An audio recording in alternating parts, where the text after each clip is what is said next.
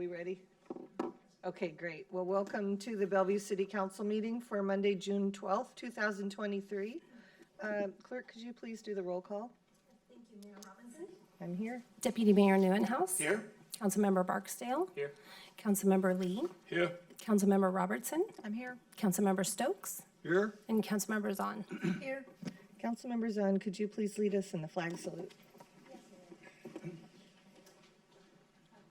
I pledge allegiance to the flag of the United States of America and to the republic for which it stands, one nation, under God, indivisible, with liberty and justice for all.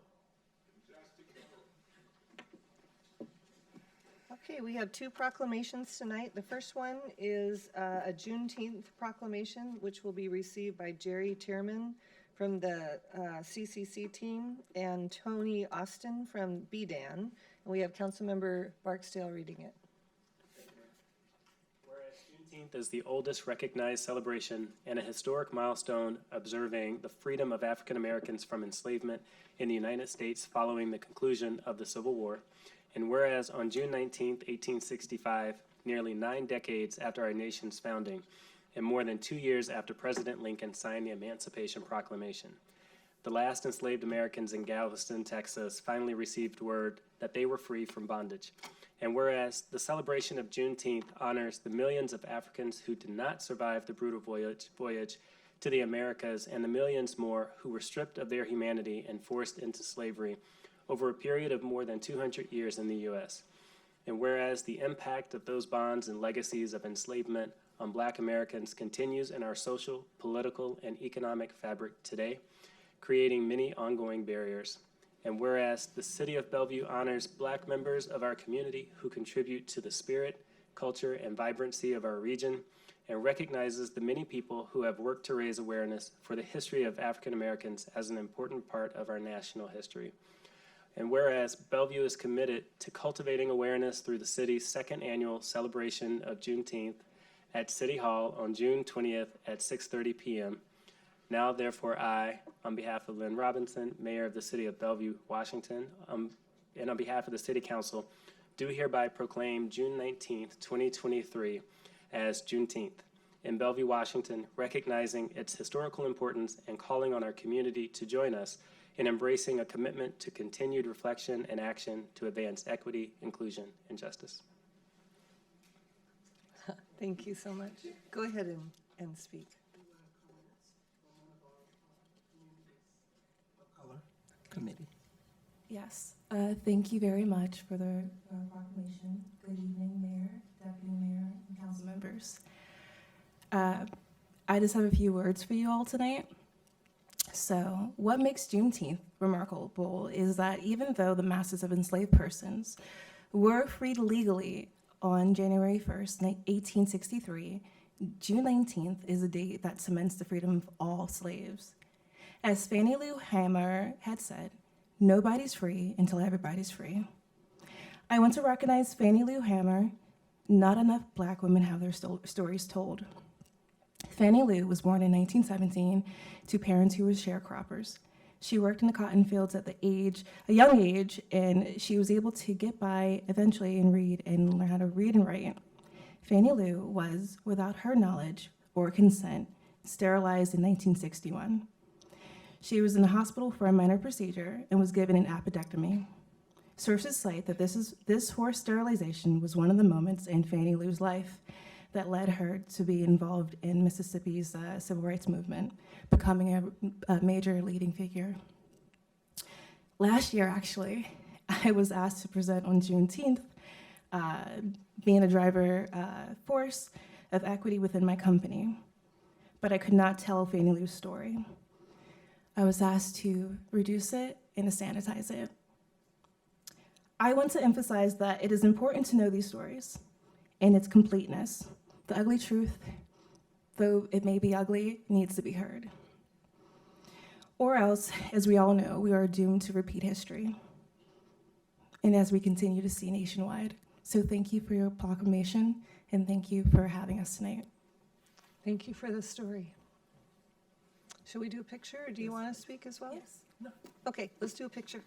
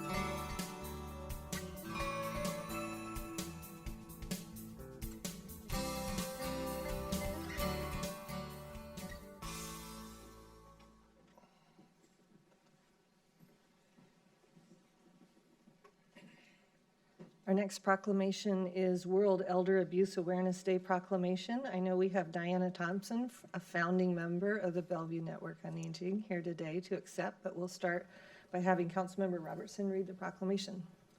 Mayor, whereas World Elder Abuse Awareness Day was established in 2006 to encourage public awareness and action against elder abuse, and whereas Bellevue's older adults are valued members of society, and it is our collective responsibility to ensure they live safely and with dignity. And whereas abuse of older adults is a tragedy inflicted upon a growing number of vulnerable populations and crosses all socioeconomic boundaries. And whereas combating abuse of older adults will help improve quality of life and will allow older adults to continue to live as independently as possible. And whereas Bellevue's older adults should be treated with respect and dignity to enable them to continue serving as leaders, mentors, volunteers, and important and active members of this community. Now, therefore, on behalf of Lynn Robinson, Mayor of the City of Bellevue, Washington, and on behalf of its City Council, do hereby proclaim June 15th, 2023 as World Elder Abuse Awareness Day in Bellevue, and urge everyone to commit to building safer communities for our aging residents. Thank you. Go ahead, Diana. Good evening. On behalf of the Bellevue Network on Aging, I would like to thank you for your proclamation honoring World Elder Abuse Awareness Day. In Washington, elder abuse is covered by a statute entitled Abuse of Vulnerable Adults. In 2022, 83% of the reports of abuse were for adults age 60 and older. Elder abuse describes a range of behavior, including physical abuse, financial exploitation, emotional abuse, confinement, neglect, willful deprivation, self-neglect, and sexual abuse. Elder abuse occurs in private homes and institutional settings such as nursing homes and within businesses in the community. Such abuse is often perpetrated by a known, trusted person, for instance, an adult child, grandchild, or spouse. Signs of elder abuse include unexplainable bruises, changes in normal personality, inattention to hygiene or medication, irrational excuses, aggression, unexplainable financial changes, or missing money. Unfortunately, senior abuse is underreported. A victim may not report abuse for varied reasons, including inability to report, fear of retaliation, concern that a report will be send the abuser to jail, or fear that reporting will lead to a placement in a nursing home. In April, the King County Prosecutor's Office filed a criminal case against Mr. M for his financial abuse of a mentally impaired 93-year-old woman, whom I will call Dee. Dee is the beneficiary of a trust which owns a Bellevue residence, and she had recently resided in Bellevue in a long-term care facility and later moved to an Issaquah home that had been purchased by Mr. M's business. However, this home, although in the name of his business, was paid for with Dee's funds. The prosecutor estimated that Mr. M spent at least $848,000 on things that were for his benefit rather than for his friend Dee. At this time, the criminal case is still in process, but I've been told that Dee is now living in an adult family home and doing well. Elder abuse will not stop unless we report it. To report elder abuse, you must dial an emergency 911. Otherwise, contact Adult Protective Services at 1-877-734-6277. That is 1-877-734-6277, or one should file a report with Adult Protective Services online. Thank you for listening. Okay, thank you so much, Diana. And how are the T-coils doing for you? Are they still working? The hearing loops? And- Yeah, we have a number of people here. Okay, okay, great. We have Dan Lassiter, I see, and do we have other members of the Bellevue Network on Aging? Let's all come up and we'll do a picture.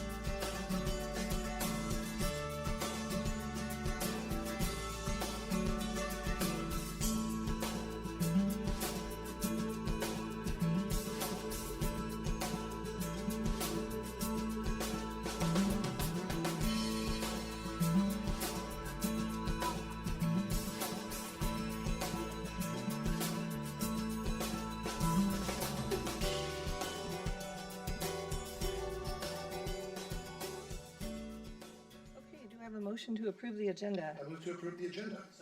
All those in favor say aye. Aye. Any opposed? Okay, time for oral communications. Do we have anybody signed up?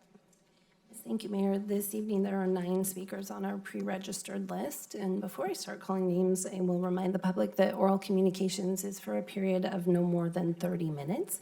And each speaker will be allowed 3 minutes to speak, and only 3 speakers will be allowed to speak to any one side of a particular topic. In addition, I need to note that in compliance with Washington State public disclosure laws regarding the use of public facilities during elections, no election-related topics may be discussed during oral communications or other public participation points on tonight's agenda.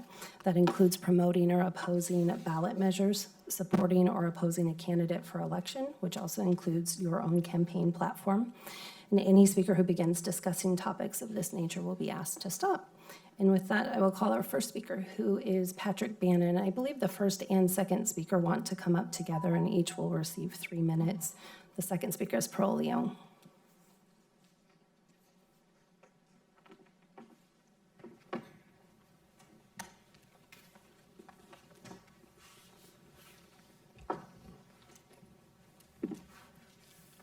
Good evening, Mayor Robinson, Deputy Mayor Neuenhouse, council members. My name is Patrick Bannon, President of the Bellevue Downtown Association. I'm here tonight in my role as co-chair of the newly formed and recently launched group called Friends of the Grand Connection. I am joined tonight by my co-chair, Pearl Lung from Amazon, who has also signed up to speak, obviously, sitting here.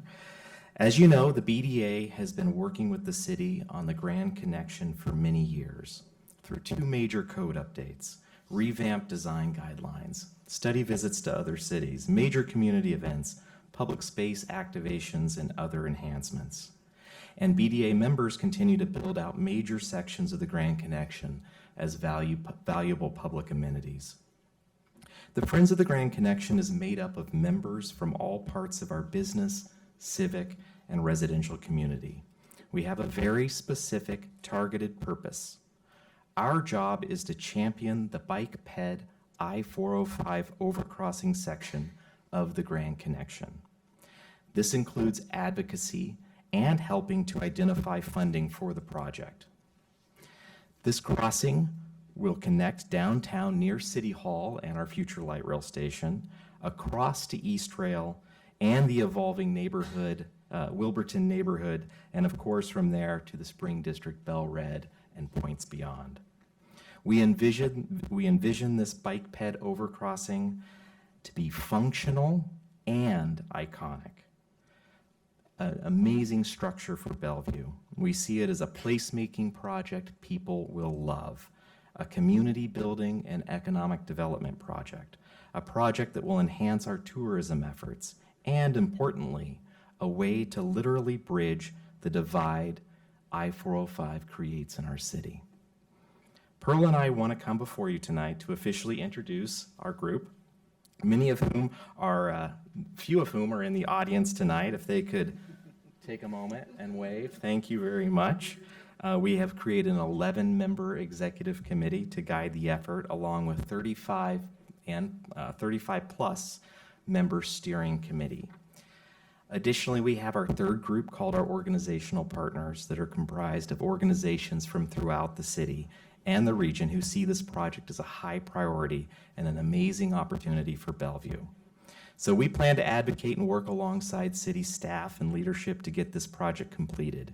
And our goal is to have it completed by 2028. And it's important to note that this project is forward compatible with a LID project if that is the direction of the city. So we're excited to be a part of this incredible initiative, and I'd now turn it over to Pearl for her comments. Thank you, Patrick. Thank you, Mayor Robinson, Deputy Mayor Neuenhaus, and members of the City Council for the opportunity to speak tonight.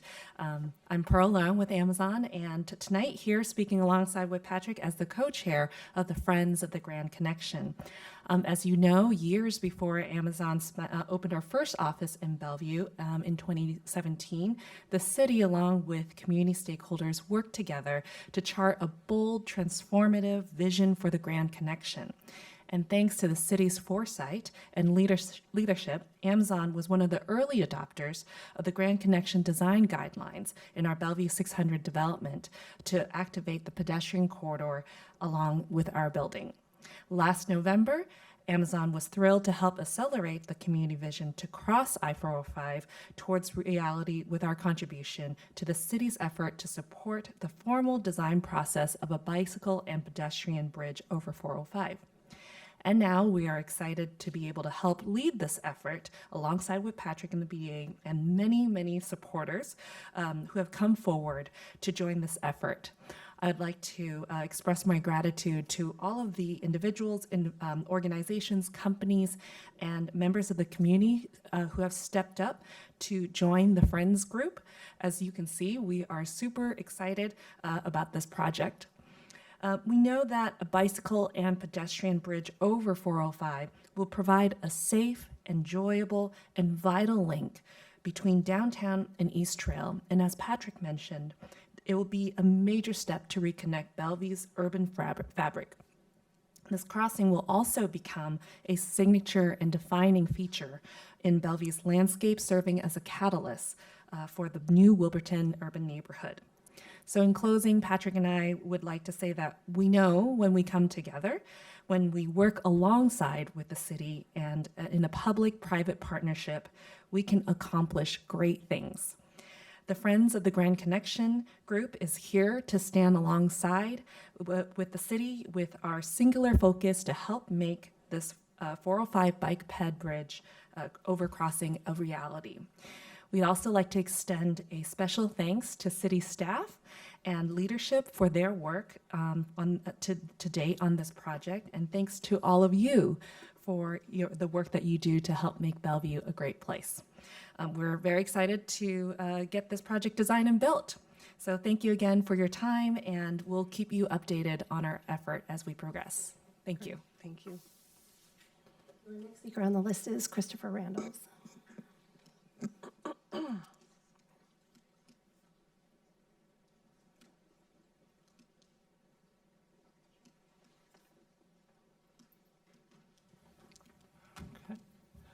Good evening, Mayor Robinson, Deputy Mayor Neuenhaus, City Council members. Chris Randall's here with Complete Streets Bellevue, the organization that represents people walking, biking, rolling, and taking transit, while helping Bellevue become a place where everyone is able to get around safely.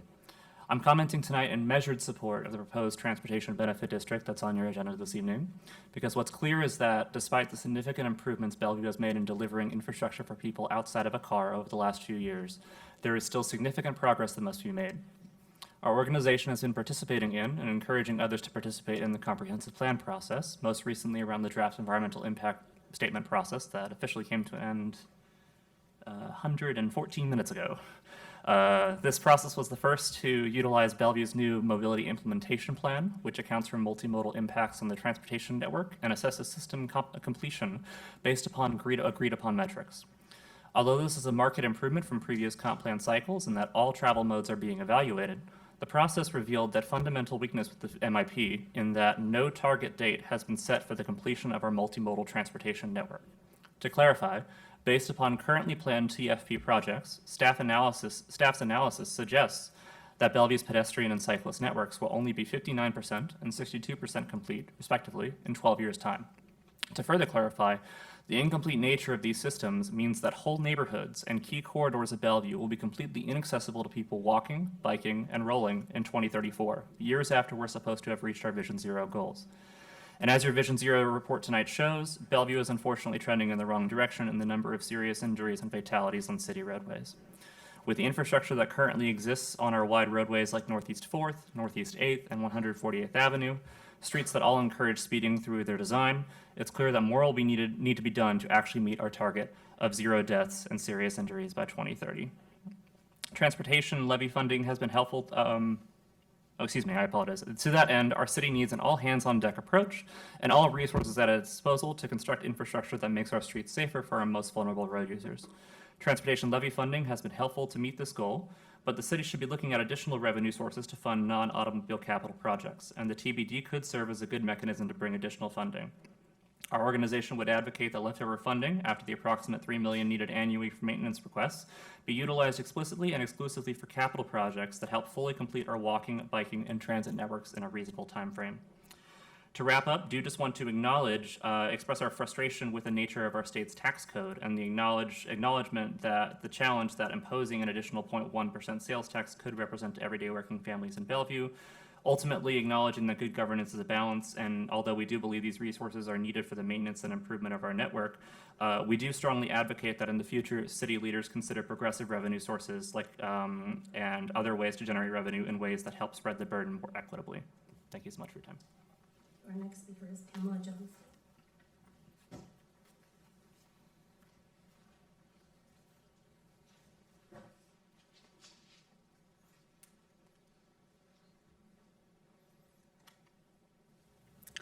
Pamela Johnson, 3741 122nd Avenue Northeast, Bellevue. I'm here today to speak to you about ADUs. Please do not change the ADU bill, occupation ownership, without having some kind of buffer laws, codes for short-term rentals. Right now, our only hope is that we have owner occupancy. Not that that's necessary, I'm just saying that that's the only thing that prevents short-term rentals from going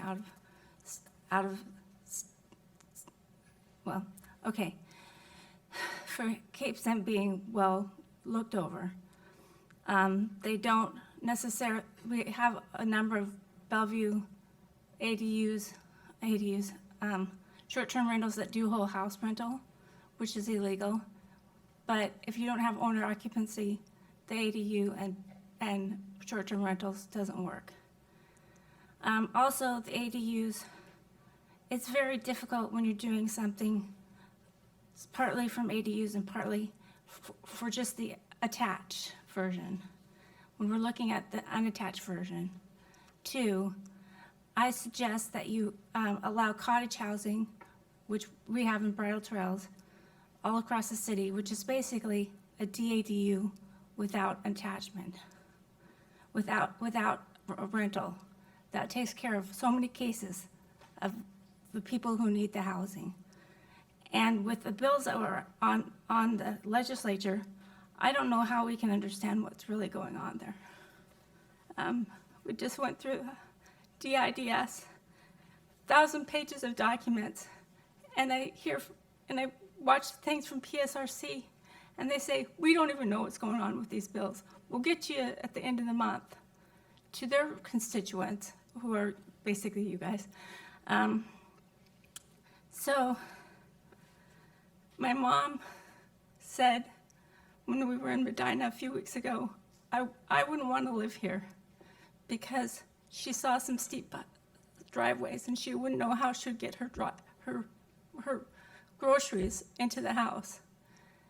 People are looking at day-to-day things. That's why it's hard for people to look at the EIS and go from 1,000 pages. I've spent a whole year trying to figure it out, and I still missed the boat.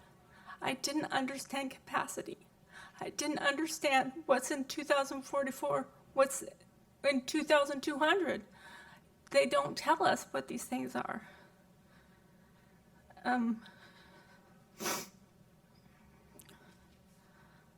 Okay, thank you. Thank you. Our next speaker on the list is Alex Zimmerman.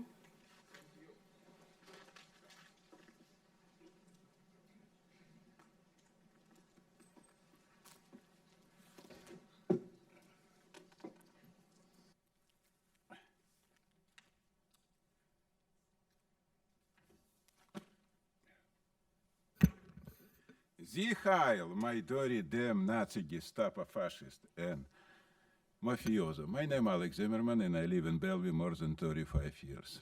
Yeah, I know, for example, so white people in Bellevue, Jewish, Christian heritage right now is a minority. To me, this look, and I told you about this many times before, to you look to me like a Holocaust, a genocide. I understand this, you know what this means. I'm a Jew, I know what this means. But I don't understand why black men move out from this chamber. Yes, I cannot understand. For my understanding, there's only one black man. What is I know for 35 years? Maybe yes, maybe no. But why he move out is very interesting. You support this. And what is you want doing? Replace him with what? With an Iranian Muslim? I'm totally confused about these guys. Yes, the situation so idiotic, is so stupid, you know what it means. So sorry I call you a Nazi pig, you acting like a Nazi. It's a pure Nazism, you know what it means? No, I understand you don't like Jew or Christian, you know what it means. You don't like, what? That's enough. What does mean enough? It's freedom of speech, it's my right. No, What does mean no? that's not okay. That's not acceptable It's okay, here. in all cases, it's your personal choice. No, that's enough. It's my right. You may continue without insulting people by their I race don't insult or their. nobody. I speak honestly what has happened now. I'm asking here. you to No, I communicate don't want without to. insults. It's my constitutional right. Okay, let's see if you can continue without insults. What is in I never broken law and rules ever for 1 second. You don't like this because I speak honestly. Anyway, That's exactly what's happened. Do you want to finish or not? Why I mean finish? Do you want to finish? No, I finish when policemen come to me.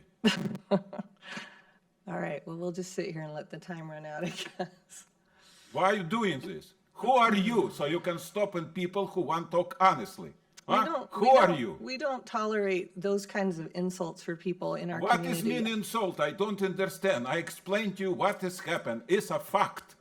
It's a fact. You understand? Fact. And you, Mayor, support $1,000 for Iranian Muslim. Yeah, you did this, $1,000.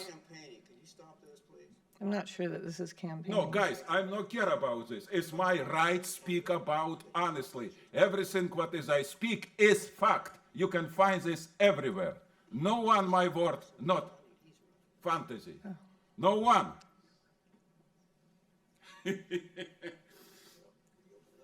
You surprise me why we have a trouble, why we go down, why I always support Trump. Because it's our last chance. Come back to real America. What is we lose? For the last few Okay, Our next speaker. who's next on the agenda? Our next speaker on the list is Olivia Sun. You are a criminal. You destroy all America. You destroy freedom of Okay, Mr. Zimmerman, it's time for you to leave. It's time for you to go. All right, could you escort him out, please? Thank you. All right, he loves having an escort. I'm sorry. Go ahead. dogs is two cars.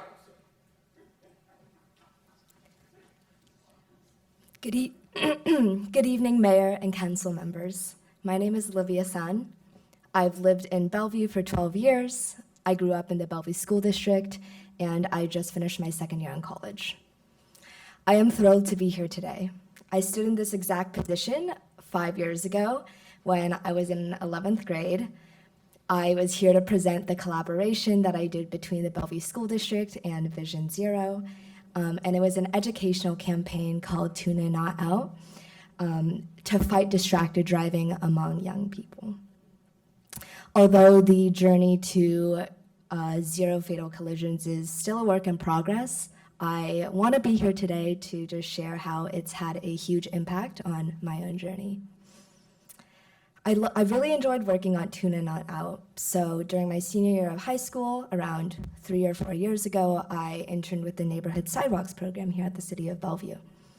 And today I'm studying data science and social systems at Stanford University with a focus on urban systems. In college, I've gotten to learn everything from neighborhood design to what it means to have eyes on the street and all the challenges associated with big, hairy problems like affordable housing and public transit and safety. A recent highlight was taking a class called How Cities Can Save the World, which was taught by San Jose's mayor, Sam Liccardo, as well as Michael Tubbs. Mayor Robinson, hopefully someday I can take a class from you. Vision Zero is what kickstarted my interest in transportation and urban planning more generally.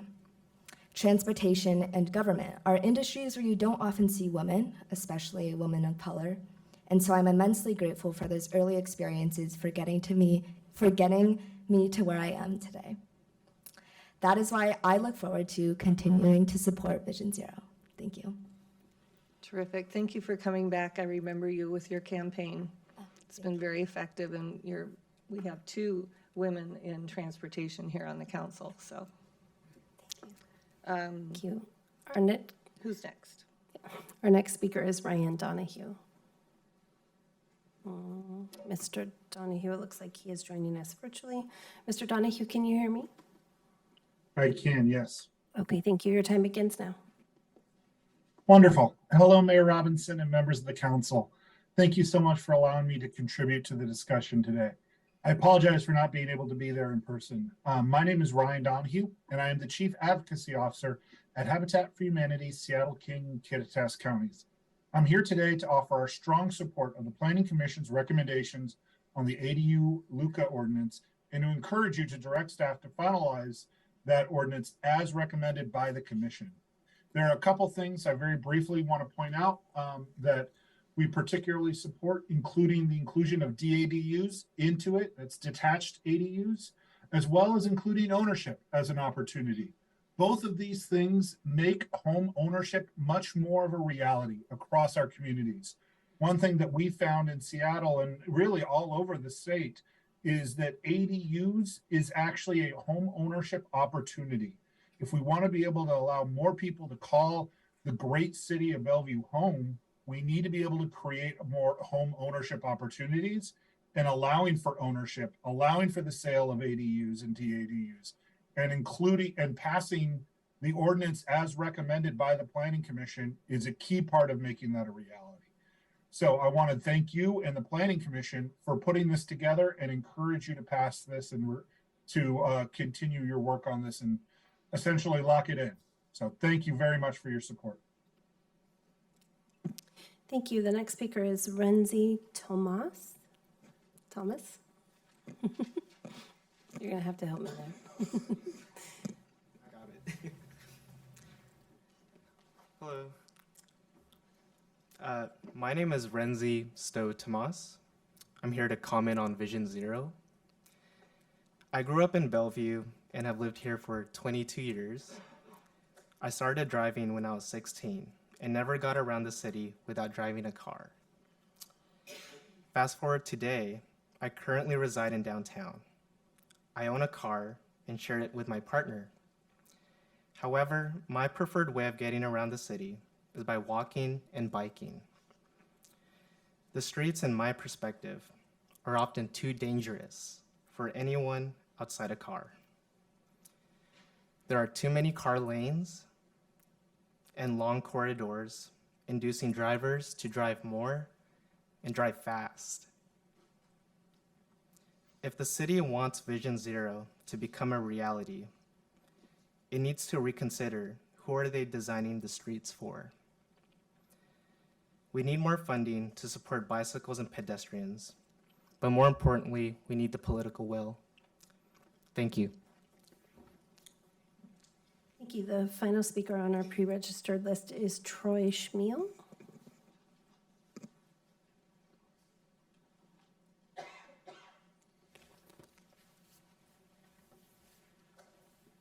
Good evening, Mayor, Deputy Mayor, and members of the council. My name is Troy Schmiel, Bellevue resident and owner of Sapphire Homes, and I'm testifying in support of the LUCA to remove barriers and encourage the conversion and construction of ADUs in the city of Bellevue. We need as many tools as we can to address the housing crisis. One of them is accessory dwelling units. ADUs are smart environmentally as they take advantage of existing roads, infrastructure, and land. They fill an important need that currently is not being met, such as first house, college-age children, place for your parents to live, caretakers, or rental income. Bellevue has a lot of longtime residents that have larger homes. Many of them do not need that larger home anymore. This gives them options, and I do appreciate you making that move towards that. Myself, I have 3 children. All of them were born and raised in Bellevue. My oldest is a teacher. She did not come back to Bellevue when she graduated because she could not afford to live here. My middle child is in nursing school. Again, she's already looking at, can she even stay here? And my youngest wants to be a firefighter. All 3 of those are noble jobs. Without my help, I don't think any of them could live and work in Bellevue. I have some examples. I have an elderly friend in another jurisdiction. He built an ADU, moved into the ADU and rents his house. Great family lives there. It's phenomenal. I have another friend, her husband died, left her in a poor financial situation. She had no choice. She either had to create an ADU for their income or she had to move. The jurisdiction in that case didn't want her to because it was something about size wasn't quite right, even though it was just splitting an existing house. She did it anyway. I had nothing to do with it, but she had no choice. It was by necessity. My company in another jurisdiction, we built 9 houses, all with ADUs. They were a phenomenal success. 5 of the 9 were multi-generational families, something I never expected. One of them had been looking for 4 years in that area for a place for his parents to live with him and the grandchildren. So this is a great start we're doing. I know that hopefully we're gonna do more later. I know what's going on at the state level. One of the only things I would like to see, and it's minor, is 1,200 feet. Snohomish County, which probably has the biggest experience with ADUs in the state right now, just changed to 1,200 feet. I've done it at 800, I've done it at 1,000. They will work, but if you're trying to get something especially for newer families and stuff, 1,000 is just a little bit too tight. So that's just a minor thing. But I applaud you for taking the steps you are taking and hope that this is just the first step of many things. I mean, we heard mention of cottage housing. I'd love to see that too. Anything we can do. The other thing in response to one of the other speakers, short-term rentals is a separate issue. You guys can regulate that separately from ADUs and from cottage housing and everything. If you don't want them, outlaw them. Thank you for your time. Thank you. We do still have a few minutes left of oral communications, and I'd ask if there's anyone in the audience joining us tonight who'd like to speak to the council or online, please raise your hand. We do have one. Sorry, were you pointing? I do have one person in the audience and one person online. Go ahead, table, please. Good evening.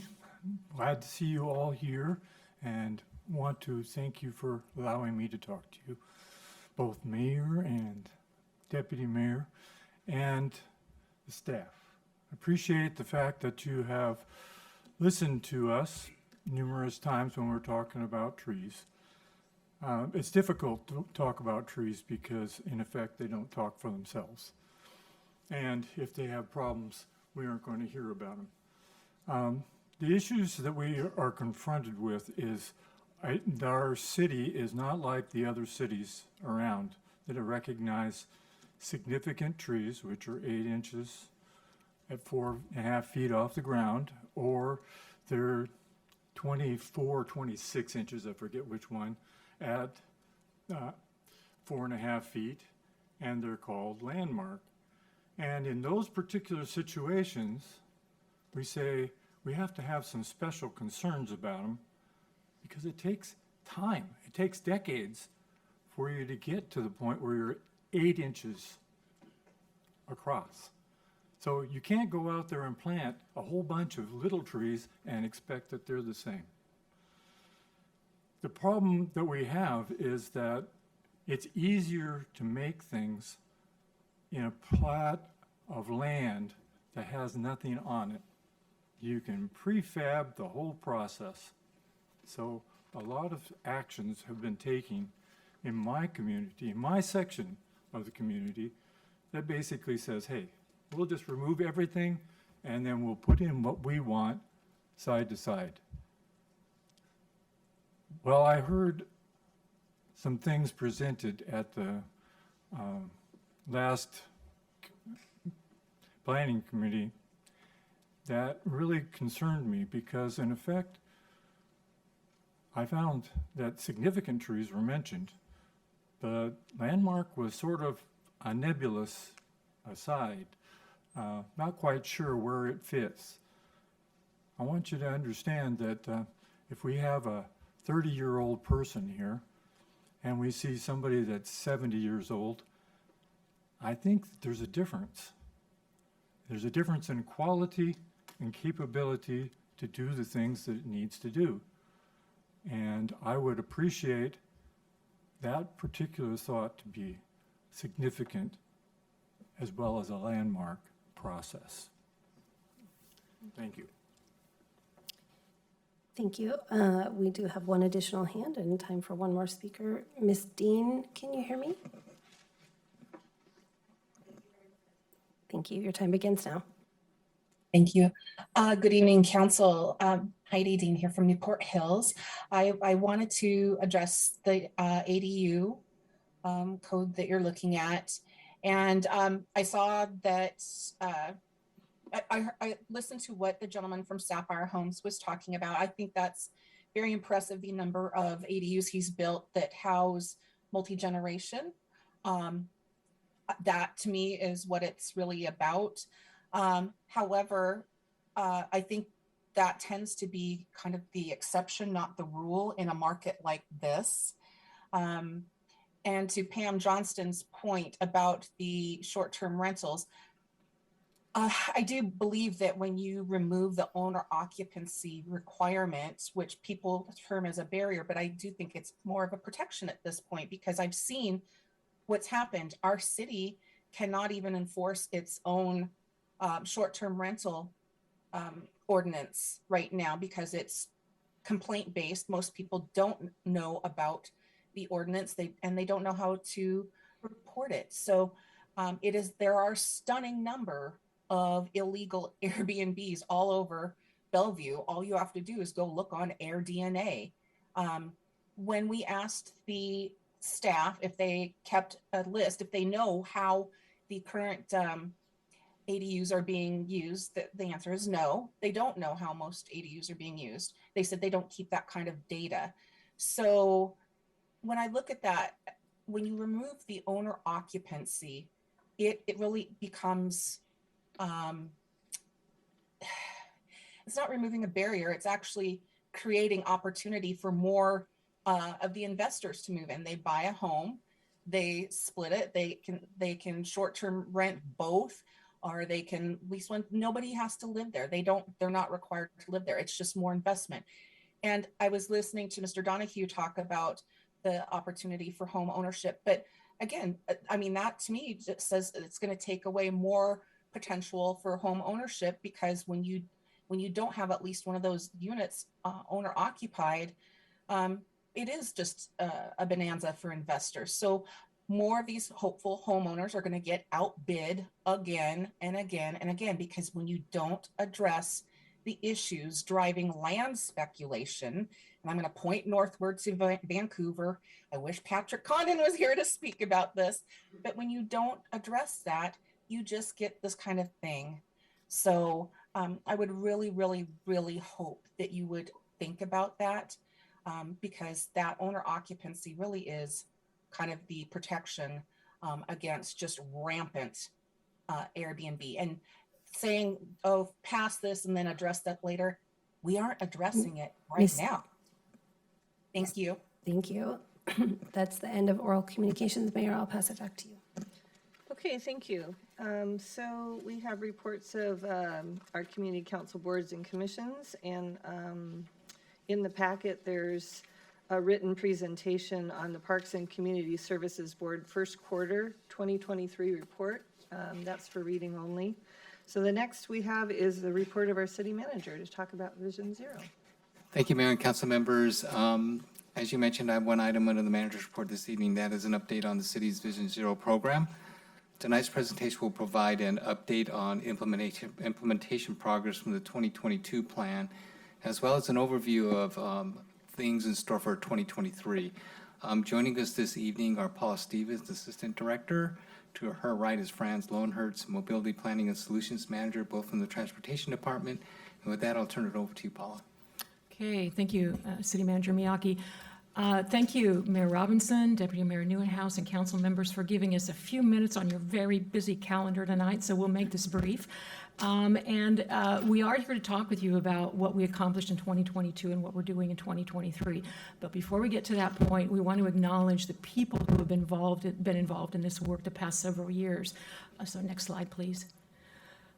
So this work wouldn't be possible were it not for, of course, the project manager, the program manager, Franz Lohenhertz. But Franz is surrounded by a core team of staff members from the Transportation Department who provide their subject matter expertise, their perspectives, and their commitment to turning the tide on the serious injuries and deaths that we're seeing here on our city streets.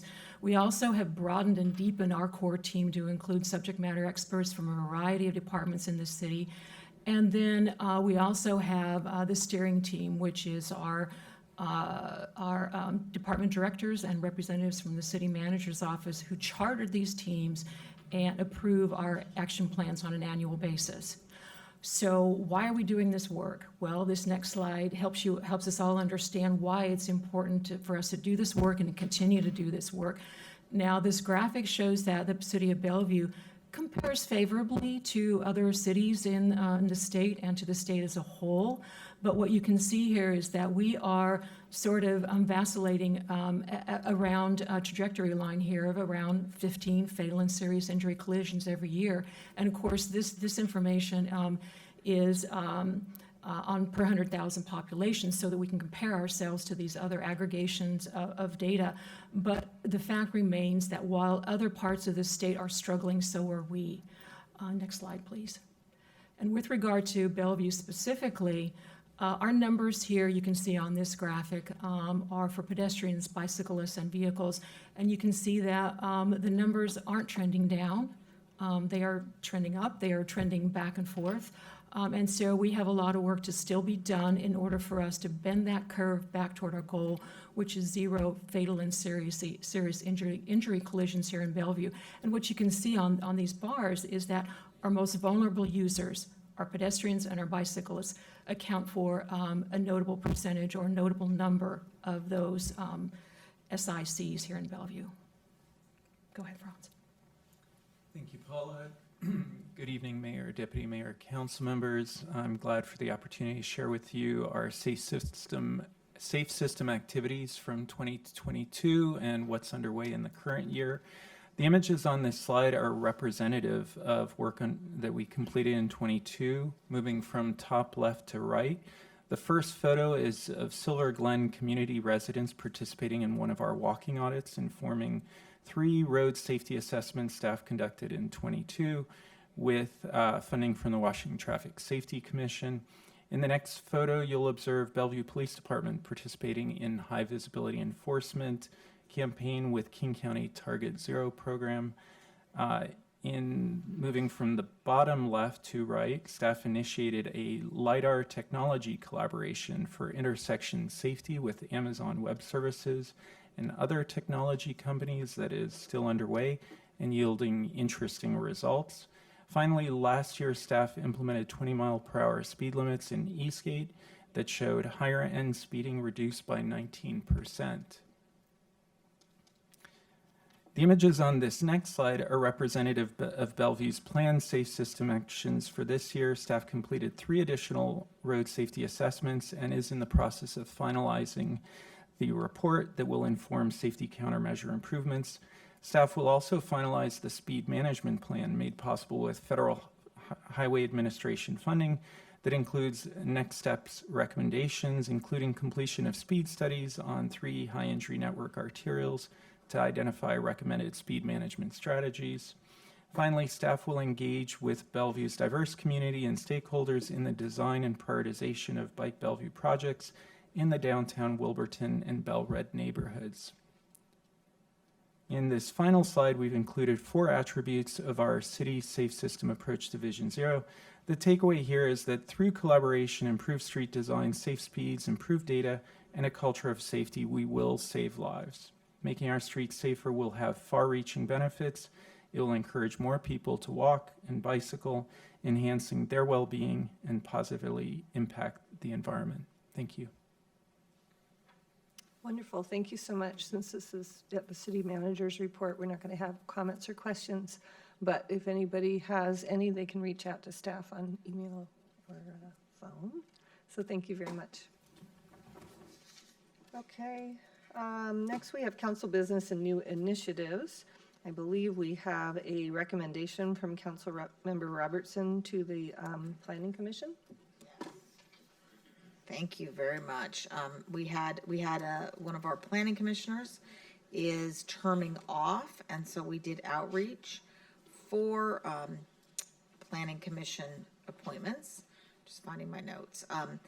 And we interviewed, I think we offered interviews for about 7 or 8 people, and I am recommending that we appoint Megan Conlue to the Planning Commission. Megan is currently an Environmental Services Commissioner. She served 1 term, but she got her PhD in Public Administration and Sustainable Development, and she's definitely looking for planning is of more interest and a more of a, I guess I would say, challenge. She's looking for that to get deeper involved in Bellevue. She's also a Bellevue Essentials graduate. So I would move to appoint Megan Canlu to the Bellevue Planning Commission for a 4-year term. Second. All those in favor say aye. Aye. Any opposed? Great. Welcome, Megan. Thanks, Councilmember Robertson. Councilmember Lee, you had something you wanted to say. Yes, thank you, Madam Mayor. A quick one. I just want to acknowledge that a couple of council members were recognized last week at the Bellevue Chamber of Commerce Gala. And I'm very proud to say that, we were having our council members having the distinction, which doesn't happen very often because we are mostly, servants of the public. We do a lot of stuff, but most of the time we hear complaints rather than praises. So when we receive that, I want to be sure that we are aware of it, and I want to. Hey, you better tell us who it was and what they got. You come after I get to it. Oh, okay. All right. It's the important. suspense is killing me. Well, in that case, I would continue to let you be in suspense. You go ahead. Because I think it's worthwhile. We need to remember. Right. Go ahead. Yeah, I'm very proud to say that our Deputy Mayor, Jerry Newhouse, was acknowledged as a, I don't want to say specifically, I just want to say that whatever they acknowledge him with, in general, I mean, he serves the community very well. And obviously, there are many, many things we can attribute to, each of us. But so, thank you, Jared. The other one is Councilmember Jennifer Robertson, obviously with a long years of service on the City Council and distinguished service for that. And we're very sad that, she may not be with the council for long. I don't know whether people know that publicly. But regardless, we want to acknowledge, thank you, Jennifer, for the long years of service to the public on the City Council. Thank you. Thank you. I believe Deputy Mayor received a Civic Leadership Award. Am I right about that? Correct. And Councilmember Robertson got a Lifetime Civic Achievement Award. Yes, so thank you. Thank you for bringing that up. Mayor, do you mind if I say something? Go ahead. Just to clarify. I'm not going to be with the council much longer because I'm not running for re-election. I'm not dying. Just wanted to clarify that that, I decided not to run again. I'm going to be putting all my efforts into my day job as an attorney for cities. So, but it was, 20 years I've been serving the city this month, since I got appointed to the Planning Commission.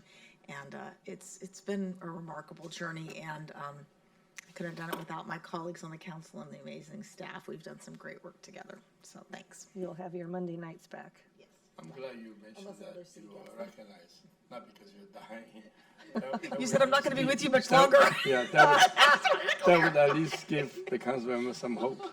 I'm young and healthy. I'm not even an older adult yet. Did you want to say something, Deputy Mayor? I'm all good, thank All you. right. How about the consent calendar? Is there a motion to approve the consent I calendar? move to approve the consent calendar. All those in favor say aye.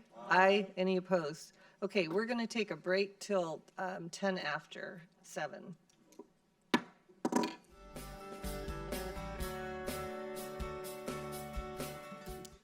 Okay, we have 3 study session items tonight, and our first one, I'll have Mr. Miyake introduce. Thank you, Mayor and Council Member. And as you mentioned, the first study session topic is a recommended land use code amendment to remove barriers to and to encourage construction of attached accessory dwelling units, as well as providing a path for separate ownership of ADUs. By way of background, the council launched this land use code amendment back on January 17th, which was one of your council meeting as part of the next right work actions regarding affordable housing. So after the presentation, staff are seeking council consideration and direction to finalize the accessory dwelling unit land use code amendment as recommended by the Planning Commission, including the staff have a proposed parking modifications for final action and for all this for final action at a future meeting. So joining us at the table this evening are Nick Whipple, our planning manager, to his right, Caleb Miller, our senior planner, both from the Development Services Department. And to Caleb's right is I'd like to welcome Luisa Kalad, our commissioner at the Planning Commission. Welcome. With that, I'm going to go ahead and turn it over to you, Nick. City Manager Miyake. Good evening, Mayor Robinson, Deputy Mayor Newhouse, members of the council. As the city manager mentioned, we are here tonight to talk about the accessory dwelling unit reform land use code amendment. This was launched as a part of the Next Right Work. There were 5 actions that this council selected. This is one of those 5. And we are here tonight just for a study session and to transmit that recommendation from the Planning Commission. I am attempting to advance the slides here, Charmaine. It's always something with that little Could be device. user error, though. You've got the pointer going. There you go. Okay, there we go. Okay. So for tonight's agenda, we wanted to cover a bit of background. So we'll touch on the Next Right Work. We'll also talk about the objectives of this land use code amendment. We'll walk through the recommended land use code amendment, including Commissioner Khaled that's here to speak to the Planning Commission recommendation. We'll talk about the public engagement process that we took for this and just highlight the timeline that we're working with. So in terms of background, this is part of the Next Right Work. It was an action related to middle scale housing. So that included the plexes, the duplex, triplex, fourplex. And it also included detached accessory dwelling units and attached accessory dwelling units. So the item before council this evening is phase 1 of that middle scale housing action, and it relates specifically to attached accessory dwelling units. So the plexes and the detached accessory dwelling units are part of phase 2. So we're just here tonight with phase 1, which is attached, just to be clear on that. This also relates to the affordable housing strategy. Under strategy B, which is to create a variety of housing choices in the city, which are aiming to increase the housing supply in Bellevue. It also relates directly to action B2 of the city's affordable housing strategy, which calls to update accessory dwelling unit standards in order to spur development of accessory dwelling units. So in the timeline there, you can see phase 1, we are on schedule, looking to get direction tonight to finalize this ordinance for adoption. Phase 2, where we'll talk about detached accessory dwelling units and middle housing, is going to pick up around the time that we are getting near the end of the comprehensive plan periodic update process. So there are some policy amendments that are necessary in order to allow for detached accessory dwelling units, so that won't be addressed as part of this first phase. In terms of the objectives for this land use code amendment, on January 17th, the direction from council is to encourage construction of attached accessory dwelling units in existing and new homes, and to also create an ownership or a mechanism for separate ownership for accessory dwelling units. There are some other considerations as we embarked on this first phase, are the city's 2022 housing needs assessment. There were also the periodic update, which informed how we wanted to phase this body of work. And then, of course, as I mentioned, Next Right Work, which really builds upon the 2017 affordable housing strategy and supplements a lot of the ongoing housing work in the city. And then we'll also touch briefly, as one of the considerations here is the state legislation. So when council initiated this work on January 17th, I believe it was on January 16th that the state dropped their accessory dwelling unit bill for consideration. House Bill 1337 that has since been signed into law by the governor. And it does include several mandates, and we are happy to share we're pretty aligned with House Bill 1337. So there's an area around parking that we'll talk about this evening as we move through our presentation, but that's just a extra kind of consideration as we were moving through this process. So I'll now turn this over to Caleb to walk us through the rest of the presentation. Great, thank you, Nick, and good evening, Mayor, Deputy Mayor, and members of the City Council. So just more background on what ADUs even are. They are a secondary dwelling unit that are functionally separate from the primary unit, meaning that each have their own living, sleeping, eating, and sanitation facilities in each of them that can operate independently. In Bellevue specifically, ADUs can only be attached to the primary residence. As Nick noted, we don't currently allow detached ADUs at this point, but that's on the work plan for future years. And despite that, even attached ADUs can still come in many different forms. As you see here, they can be converted garages, upper floors, basement apartments, or even just attached to the side of a house. So many different ways to build an ADU and many different things to call them as well. So next, just background on why ADUs are beneficial to the community. Council has identified ADUs as one part of a larger suite of housing initiatives under Next Right Work. And they can address a variety of different community needs. For example, they provide opportunities for multi-generational living arrangements. They can provide young adults and students a place to live while they're in school or while they're getting on their feet. And they can also provide more opportunities for housing near, within high opportunity areas. For example, Bellevue has many great amenities such as parks and schools, and ADUs allow people to live closer to those amenities where they might not otherwise be able to. The LUCA is also intended, per council direction, to promote home ownership opportunities by providing smaller and lower cost alternatives to buying an entire single family home, for example. These are they're not affordable, as in they're not subsidized, but they do, based on their square footage and what you're paying for, they are a lower cost alternative without necessarily having to subsidize their production. ADUs can also provide options for our growing population of older adults in Bellevue. They allow people to downsize within their same property, within their same home, without necessarily having to leave their neighborhood. And they also provide an opportunity for older adults to generate rental income, especially if they are on fixed incomes.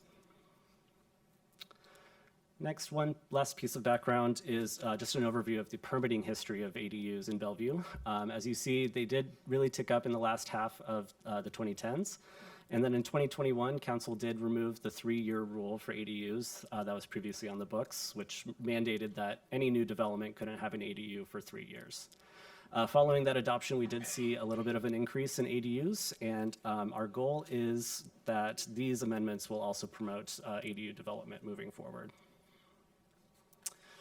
So next into the specifics, the Planning Commission reviewed this LUCA over a study session and a public hearing and ended up with these particular provisions. So for size limitations of ADUs, the existing code limits it to 800 square feet or 40% of the home, whichever is less. The Planning Commission recommendation increases that limit to 1,200 square feet or 40% of the home, whichever is greater. This was both intended to kind of future-proof against the state legislation that we saw coming down the road, but also to provide more opportunities for family-size housing. We heard from Commissioner Morisseau that in her experience as a real estate broker, she found 1,200 square feet was a typical 3-bedroom unit, and 1,000 square feet is typical for 2. So allowing that higher limit would promote, or at least allow, development of family-size units. Additionally, there are existing design controls on the books for ADUs that prohibit a second front entry door on any structure that houses an ADU. This is proposed to be removed just to create better design flexibility in the code. And additionally, there are certain process requirements, such as a registration requirement, a public notice to neighbors within 500 feet of an ADU, and then inspections by land use staff at the end of the process. The Planning Commission recommendation does not include the registration requirement and thus removes the public notice as well. And any inspections will be handled by our building department as part of their building permit inspections for life and safety and building code issues. The last three we have here, the next is owner occupancy. Currently, ADUs are required to have an owner living on site. This is proposed to be removed under the Planning Commission recommendation. It was identified as a barrier in that it prevents ADUs either in new development where maybe a developer has constructed the unit or even for an investment property. In those cases, ADUs would not be allowed to have basically, those properties would not be allowed to have ADUs. So it's been identified as a barrier for different kinds of ownership setups. Additionally, there was a prohibition on separate ownership, and as council directed, we were looking at ways to provide a mechanism for ownership of ADUs. Staff did determine that this was the primary reason that ADUs could not be sold to a separate owner, so removing it from the code will at least allow that to happen. There may be some education that is needed for property owners wishing to do something like this. Condominium laws can get pretty complicated, so there will be an education component that's needed for people interested in doing this. And the final item here is parking.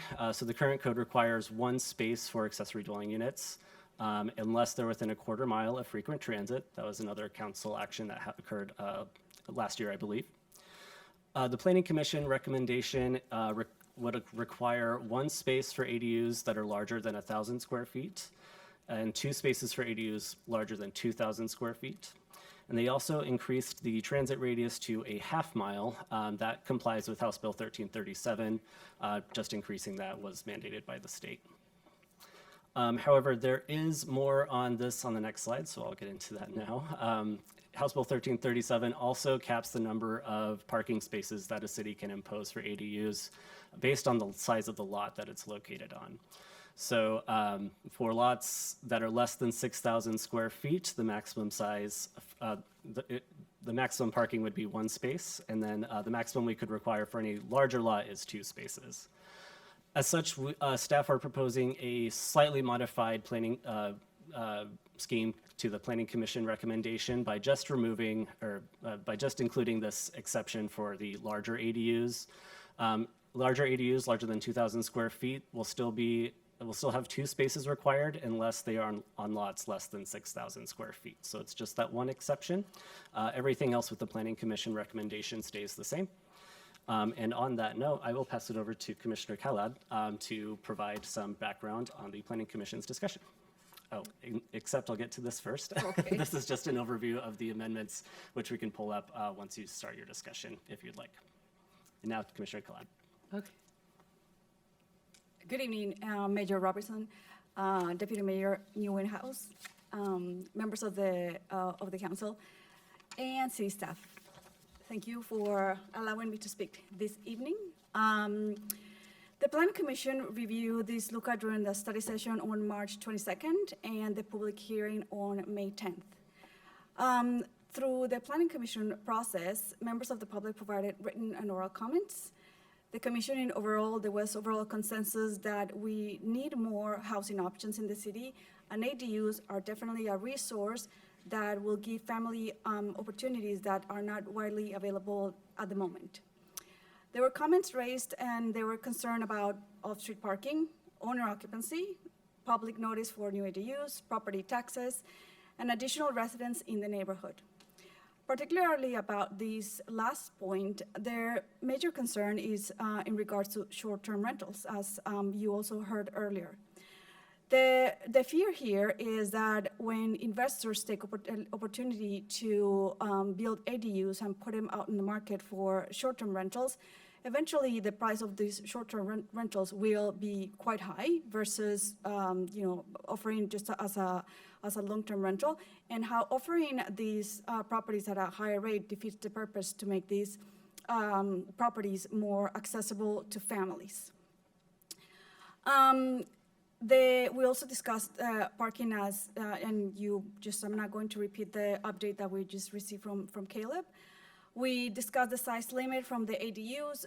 The reasoning behind us increasing the size limit, we talked about the options that we're looking in overall with the different options that we have had in our different meetings. In a separate meeting, we spoke about micro apartments, which offers housing for a certain kind of population.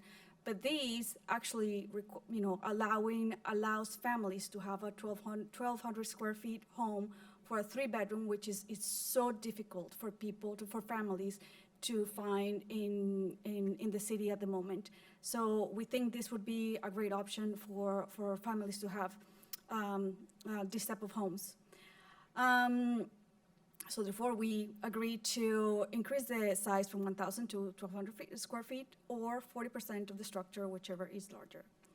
So the Planning Commission's recommendation was based on its findings that the LUCA meets the decision criteria of LUCA 2030J135, and is consistent with the comprehensive plan, enhances the public safety and welfare, and is not contrary to the interests of the citizens and property owners of the city of Bellevue. The recommendation is included in the Planning Commission resolution as attached in your packet. Thank you. Thank you. Thank you, Commissioner Calab. Okay, so just to wrap this up, we'll provide an overview of our public engagement activities that we've had for this LUCA. There are 3 general modes of outreach. The first are our usual process 4 requirements for notice and public hearing. Additionally, we also had some direct engagement, first with a virtual info session on February 28th. This was advertised on Facebook, Nextdoor, and Twitter, and eventually had an attendance of 61 people. Additionally, staff have been working with development review staff familiar with ADU permitting, as well as developers who have experience with ADUs to identify what exactly these barriers are to help address some of their concerns.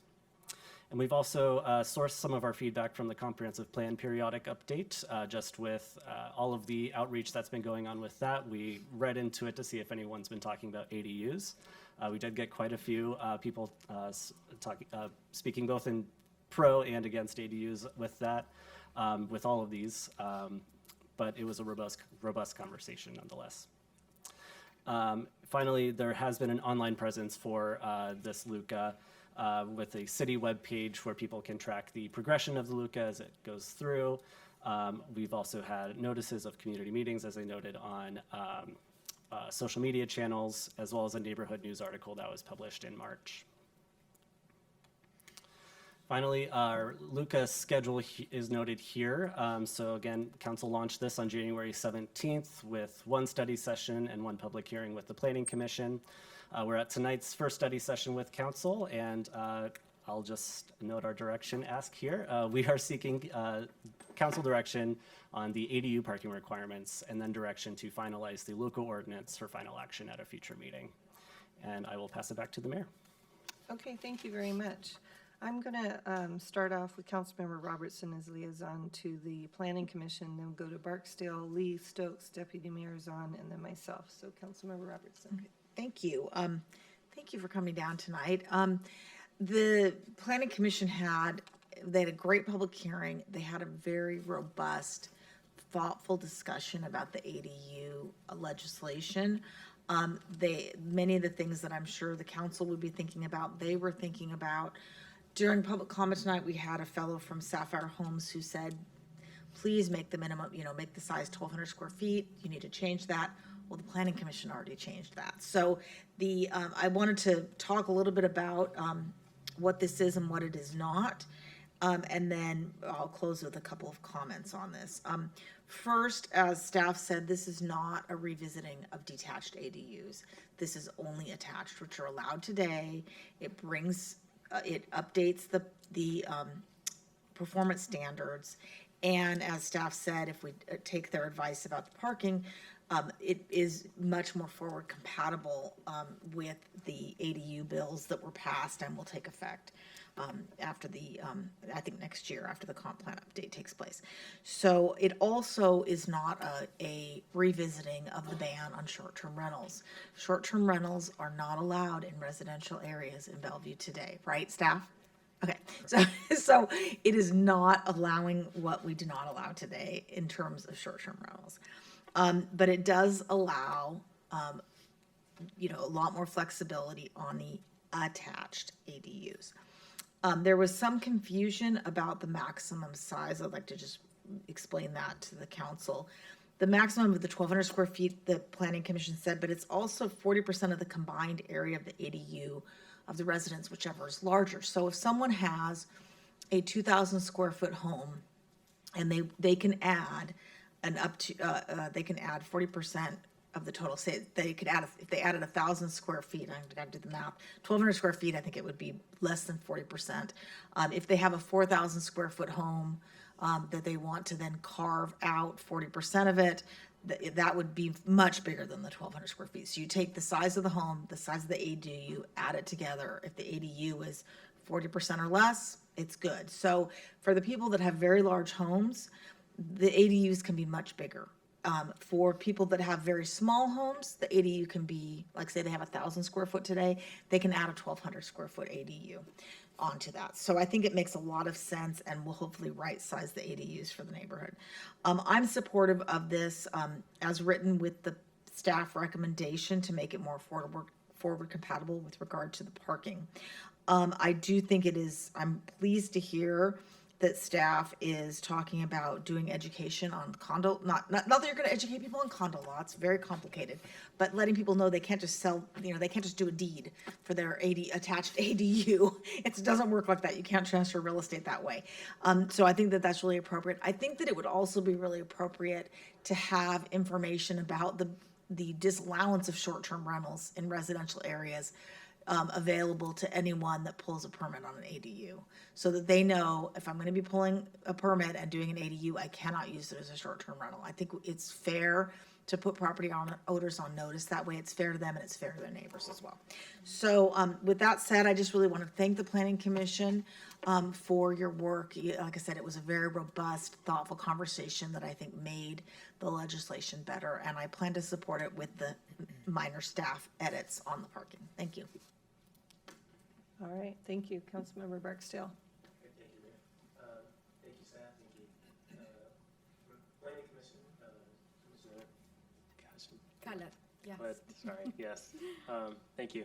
So I just want to say I am excited about the changes here. I've been advocating for ADUs and DADUs for a little while. So glad to see that this housing option is going to be easier to build. So I support the decision to move this to final direction, finalize the Luca ordinance, and then also staff's recommendation on parking. We've been talking about reducing parking minimums to make it more feasible to build, so I support it in the residential context as well. And glad to see that DADUs are coming up as part of phase 2. Thank you. Terrific, thank you. Next, we have Councilmember Lee. Thank you, Madam Mayor. Thanks, Transportation Commissioner, and with the always very challenging work, that appreciate your recommendation. I have a couple of questions just to clarify my own understanding, and also based on what we heard at the beginning from the public. I hear that there's a concern about ADU not being owner occupied, or when it becomes a rental in a way. But I heard also Councilman Roberts mention rental is not allowed. So what are we talking about here? So are people going to, how do they occupy the ADUs? I think you're asking about short-term versus long-term rental. Well, that's the question. What is long-term? What's short-term? So short-term rentals are defined in the code currently as 30 days or less for occupancy. So basically anything that is rented on a basis of 30 days or less would be considered a short-term rental. And just to clarify, the existing code, and this is not proposed to change for ADUs, currently prohibits ADUs from being used as short-term rentals, so that it wouldn't be allowed in those cases. Okay, so for it should ADUs. be over 30 days. And that's considered. Short-term rentals of ADUs would not be allowed under the code.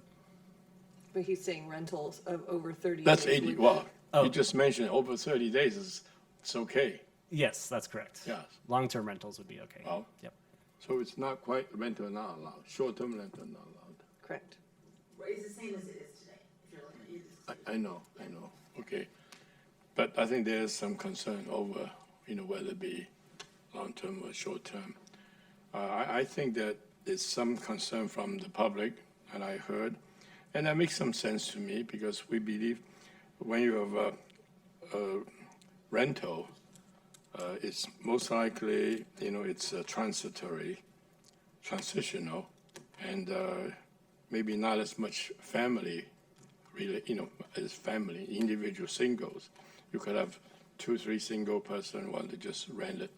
For 30 days later, they move. So I think there's a little bit difference in terms of the intention of what we want to do with more housing. I think we all agree housing is important, but it's to be rented out to stabilize families who need to be there, who want to be there. Maybe ultimately, even, we talked about that before. I don't know whether, that's another item about sale, about purchasing. So I'm not sure. I'm going to have a question on that as well. So I have a little bit of concern. So I would like to maybe hear the commissioner, planning commission, or maybe our liaison to say a couple of words more about what I just raised as a concern I have. And the second one is more responding to what we heard from the speaker earlier. I was touched by hearing so emotional that in trying to understand the whole comp plan, of thousands of pages. And I know that the outreach we done, this discussion usually is very good, very well done, planning commission. It's robust. The only thing is it's so much of it. And also, depending on how far reaching to what communities are there. I've always had a concern about reaching out to different communities. We know when we reach people, you mentioned the outreach to builders, developers, stakeholders. But I always have questions, how much do we reach out to the general public? You talk about thousands of pages. I mean, it's hard even for us to understand, sometimes for staff to understand how many thousands of pages. So I can feel the frustration. So this is another question I have. And maybe, you can say a couple of things about that. So 2 questions. One is the outreach and understanding of really what the comp plan says. And again, these very detailed innuendos of, for example, the question I raised about rental, long-term rental, short-term rental. Okay. Homeownership. Thank you. So another thing that you may be interested in that I don't think you mentioned or I missed it is how this gels with HOAs. So what has precedence, these new rules, Luca or the HOA. So if you could cover that as well when you answer his questions. Thank you. Sure. So we can address the second question first, and then we'll kick it to you, Commissioner Khalad, for the owner occupancy, and then we'll fill in as you'd like. So with the first question, or sorry, with the second question rather, on the outreach. So as this council is aware, we are going through the comprehensive plan periodic update process, which has really robust engagement associated with it. And so our colleagues in community development have been doing a lot of the work as it relates to outreach. And they can certainly provide more information on just the extent of outreach and how many community members they've been reaching through that process. As it relates to this specific item tonight, we were mentioning that phase 2 is really going to rely on the periodic update process to inform how we start to shape our detached accessory dwelling unit requirements, and also how we start to introduce the plexes, the duplex, triplex, quadplex, up to sixplex in some areas, into the different neighborhoods as determined through whichever preferred alternative the council selects as it relates to the comp plan, as well as looking to House Bill 1110 and House Bill 1337. House Bill 1337 is the one that relates to accessory dwelling units and detached accessory dwelling units on that item. We are available to the public as well as questions come up. We have gotten a lot of questions, a lot of interest in the ADU reform, Luca, in particular, and we've been able to field those. So some of those more detailed questions around owner occupancy and how does that relate to short-term rentals, or what's the impact when you remove such a requirement, we have gotten those questions. We've been able to respond to the public on those items as well. So staff always makes themselves available. And in response to the community meeting we had, which was well attended, we also had a big push out through social media to get interest in that community meeting. That prompted staff to produce a frequently asked questions for anyone that wasn't able to attend the meeting. We posted that to our website. We've also included it in the packet tonight. We included it in the packet as the Planning Commission was deliberating on this land use code amendment as well. So trying to respond to any of those questions that community members asked at the meeting, but also predict what some of the questions might be given the amount of change that this LUCA was bringing to the city. So that's just a little bit on the outreach. I hope that helps, and we'll have Commissioner Claude respond to that first You question. want to talk about the HOAs or no? Oh, I'm sorry, Mayor, the HOA piece. So accessory dwelling units, attached accessory dwelling units are allowed everywhere in Bellevue where we allow for single-family homes. This does not change that. So if there are private covenants that do not allow for accessory dwelling units, that's something that those private entities would have to enforce or ensure, just as they are today, ensuring that those don't occur within their homes. This LUCA would not change where we allow for accessory dwelling units in the city, attached accessory dwelling units. Does the permission have to be specific in HOA covenant? If it's not specific, then it's automatically allowed, or it has to be set specifically, no ADU allowed? So the city, we really don't get involved with the private covenants in terms of how those are interpreted and applied within those communities. And so we do, however, have the land use code, which will set what's allowed everywhere. But then there are certain neighborhoods that have restrictions that are privately enforced and privately held. So that's not something that we would get involved with. It's a little bit complicated for me to understand. I don't think it's clear enough, especially when we talk about legality. We're supposed to talk about Can we now. take this Let's offline? Let's take, yeah. Okay, Our and then questions. we'll Thank have Chair Khalid, you can go ahead and Please. give your So explanation. just to clarify the question, you would like me to elaborate on the concerns from the public about ownership, right? The outreach effort in the whole discussion about ADU, and specifically, to Staff the already answered ownership. that. Yeah. I can comment on. I was just wondering if the commission may have some additional perspective Sure. in terms of the outreach. We, in terms of the outreach, the commission has been, again, in consensus that we need to make greater efforts to we have suggested the staff to connect with the community further. And on my perception, I believe that they have listened to us very well in their efforts.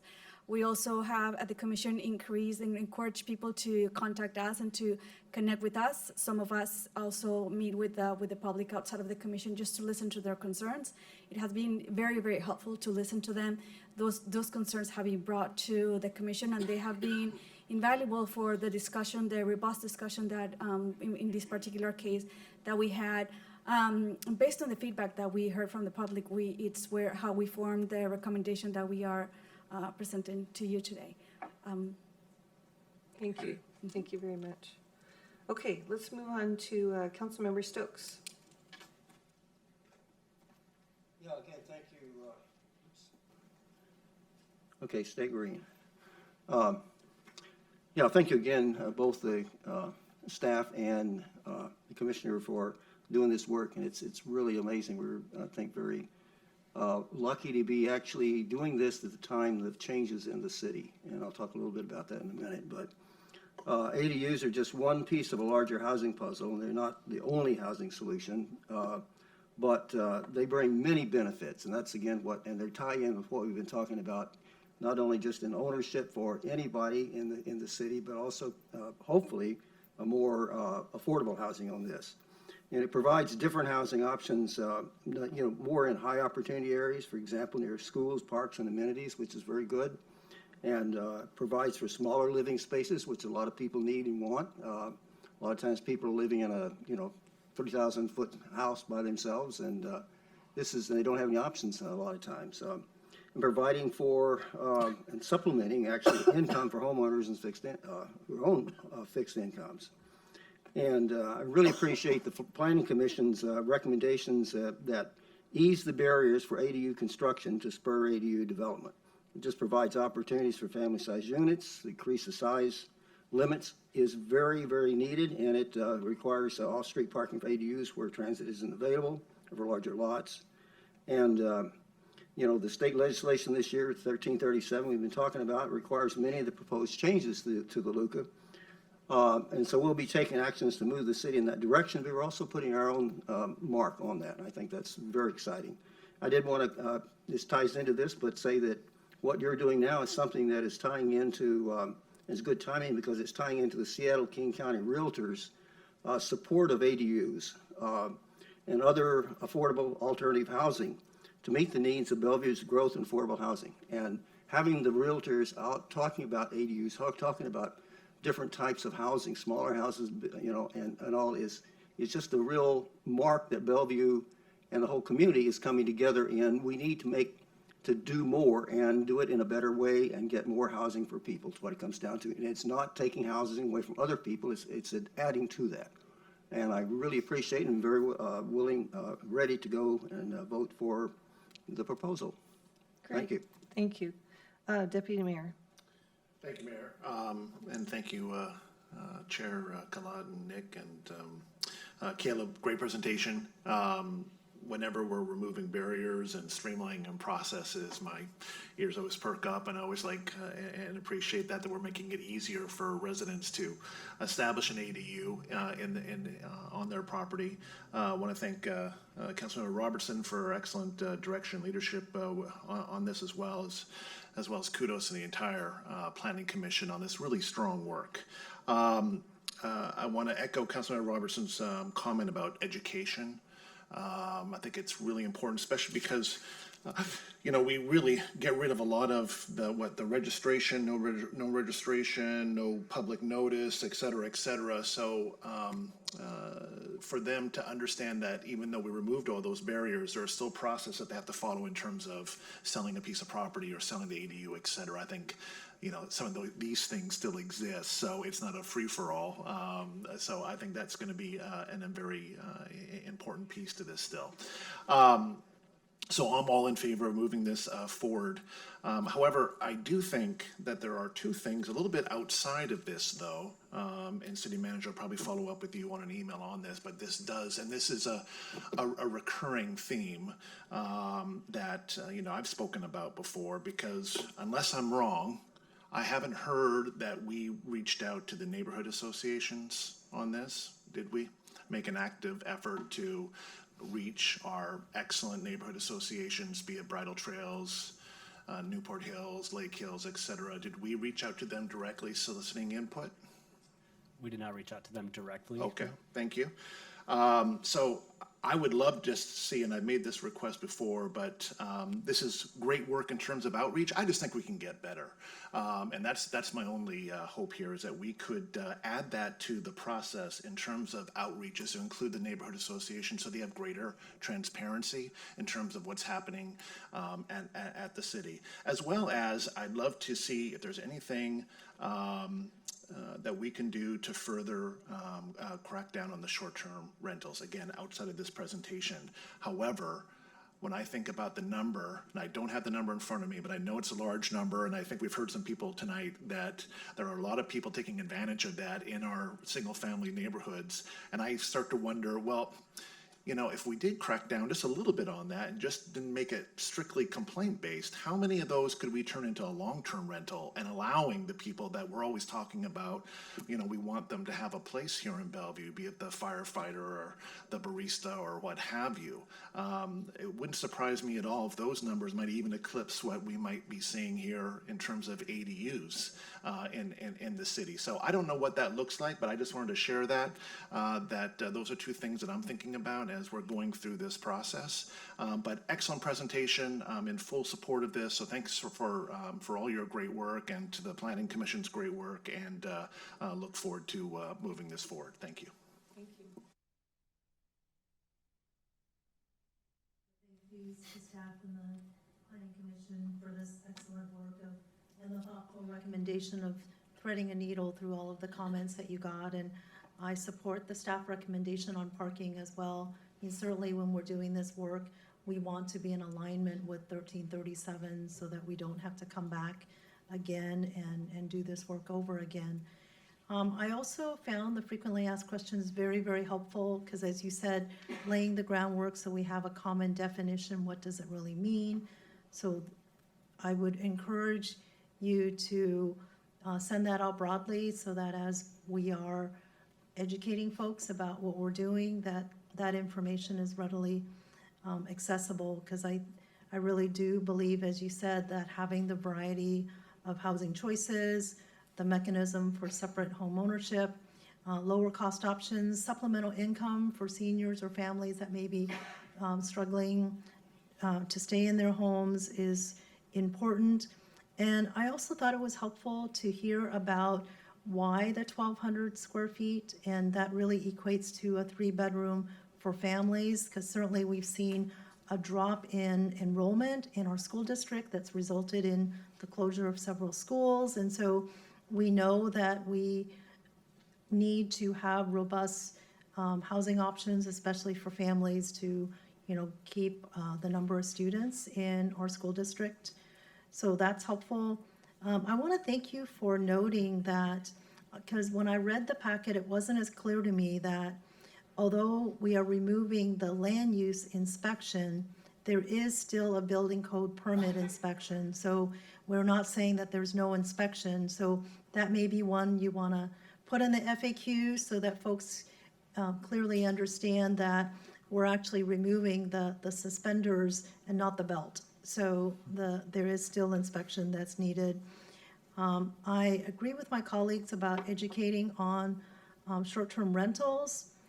I also think that as we do that outreach, it's also educating about the fact that the ADU code is changing, and so that possibility is there.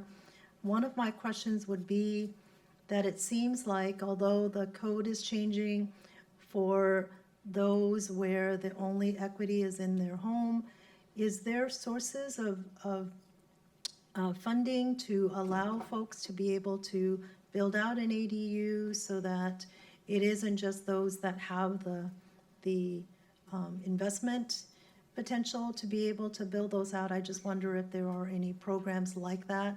And if there are, maybe part of that outreach could include some of those sources to make sure that there is some opportunities for folks to be able to do that. And then I look forward to the phase 2 to look at the DADUs as well, because you know, we won't be fully in compliance with 1337 until we implement phase 2 that has the DADU, is that correct? Because I was curious about whether there were any other provisions within 1337 that is not currently done as part of phase 1. You mentioned the DADUs. Is there anything else that we should be aware of that's going to be coming? Thank you. Yes, so to just answer your first question on the funding for assistance for ADUs, I don't believe there is currently a program that the city implements to help encourage construction of ADUs, but certainly something we could explore maybe as part of phase 2.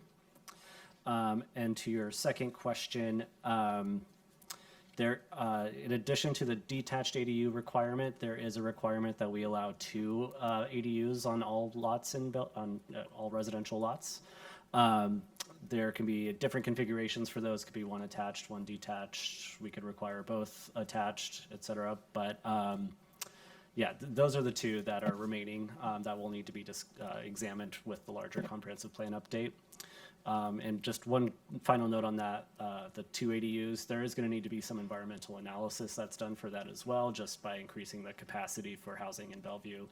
We need to make sure that there are no unintended consequences from those impacts. So that's why the comp plan presents a good opportunity to really examine that. And what's the timing for being in compliance with 1337? What's the timeline for when we have to complete phase 2 then? To be in compliance. The phase 2 timeline would put us in the window that's mandated from our read. So the House Bill 1337 is tied to the periodic update timing and allows for some period after that point to adopt implementing regulations. And so phase 2 is kind of laid out to respond to that state timeline as well. And will we also be looking at the 1110 piece at the same time? Because it seems to me that there might be some intertwining of these things. And it seems like, especially for our community, it can be confusing amongst all these different pieces, how they all come together, and make sure that we don't end up with conflicting land use provisions. So just wanted to make sure that we are looking at those all in unison. Yes, council members on House Bill 1110, House Bill 1337. We are still determining what the appropriate implementation steps are, all recently signed into law within the past month or so. So taking that time to digest and figure out what those steps are. But we'll be sure that that's incorporated, though, into anything that's brought forward, or at least we'll note where we're needing to make those changes to align. Well, I appreciate all your work, because I know it's not easy. It's like trying to keep all of the pieces together into the whole, so thank you. I'll be quick. I love this. I'm really excited about it. It's a great opportunity for a home ownership at an entry-level price. So I hope that we are able to give people guidance so that they can actually do that if they want to condominiumize, is that the word, condominiumize their ADU. I also love the opportunity it gives to people to build equity that we don't often have at that price point. I am concerned, as is Deputy Mayor mentioned, about enforcement against rentals. So can we use AI to figure this out? I mean, there should be a way to peruse all the different websites or whatever that offer it to pull out the Bellevue addresses.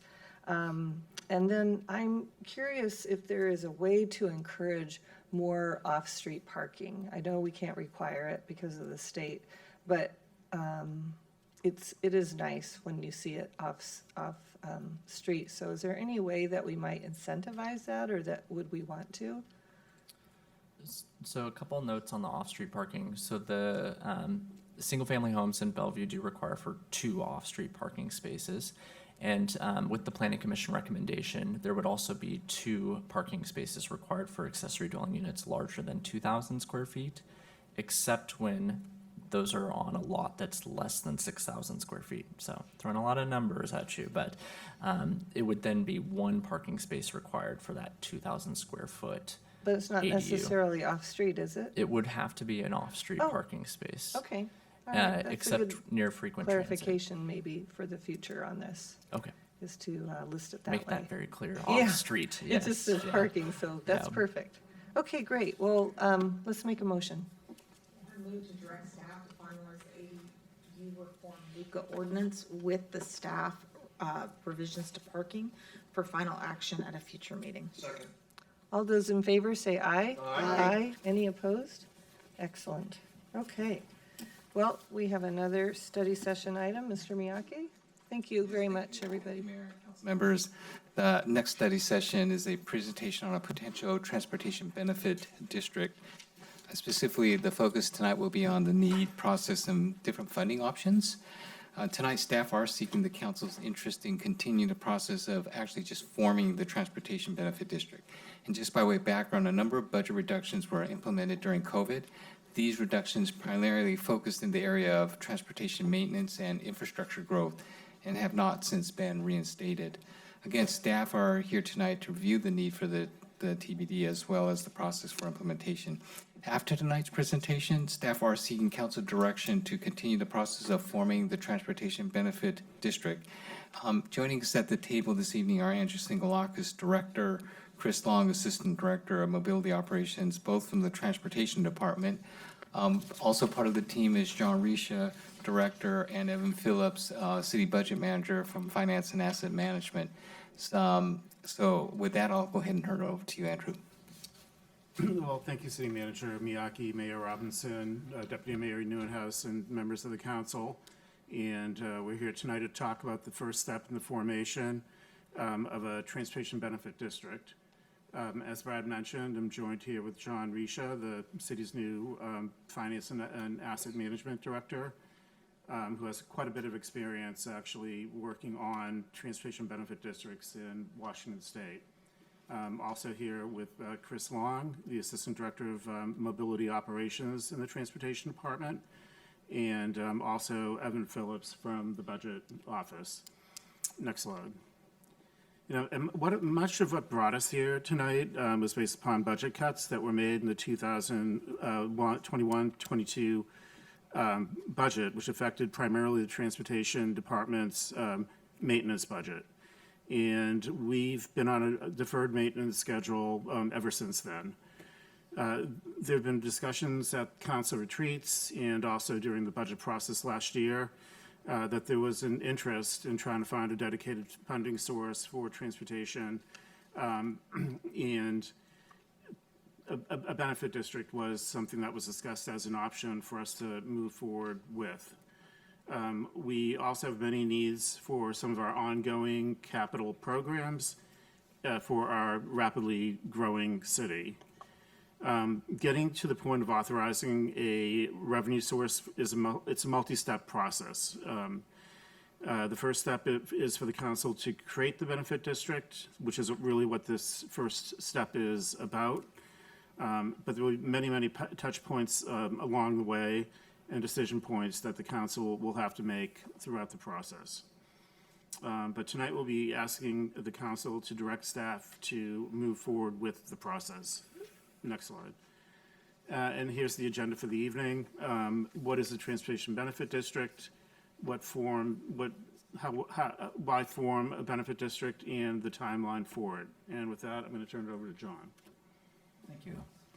Good evening, Mayor, Deputy Mayor, council members. It's a pleasure to be here on a topic that's quite familiar for my first time before you, so I appreciate that opportunity. What is a transportation benefit district? It is a quasi-municipal corporation form of government that is allowed within the state of Washington with its own separate independent taxing authority. That authority is exclusive to transportation, both maintenance as well as improvement projects. So it can go on either side as long as it is contained within our transportation plans. So you've got program elements, which is a little bit of a different flavor. It does require annual reporting, both on the finances as well as the performance of the investments.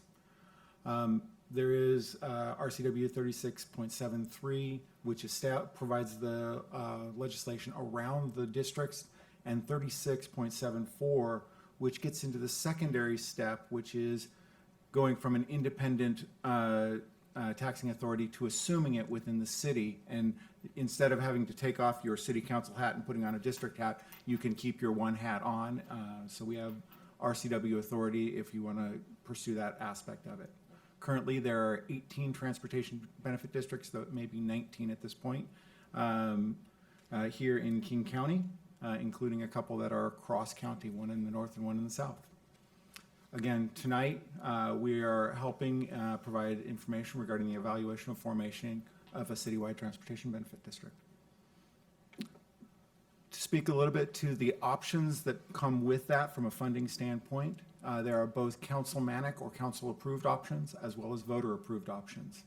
In the council authority, you can have a sales and use tax of up to 0.1%, an annual vehicle license fee, not to be confused with an vehicle excise fee, but a license fee of up to $50. We'll speak a little bit more on that in the next slide. And there are also impact fees associated with commercial construction or land development. And it does provide for councilmanically to provide for tolling, though that would also involve some conversations with WashDOT and Transportation, the Tolling Commission. On the voter-approved side, you can now go up to a higher threshold with up to a 0.3% of sales tax. Vehicle license fees could be up to $100. And there is a property tax available, though only one jurisdiction has attempted it and it has not succeeded. Next slide. Specific to the vehicle license fee, at the councilmanic level, you can authorize up to a $20 vehicle license fee, which raises, roughly speaking, $2 million a year. It can increase after a couple of years up to $40 and ultimately get up to $50. It would require additional public hearing process as you advance that. On the sales tax option, you can go after that up to 0.1%. Councilmanically, that makes available approximately $10 million a year based on current sales tax revenues.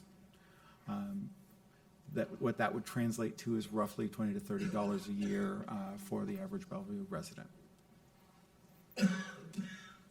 To touch on the timeline at first time, and you'll have more discussion of it later on, this first step is really just about district formation.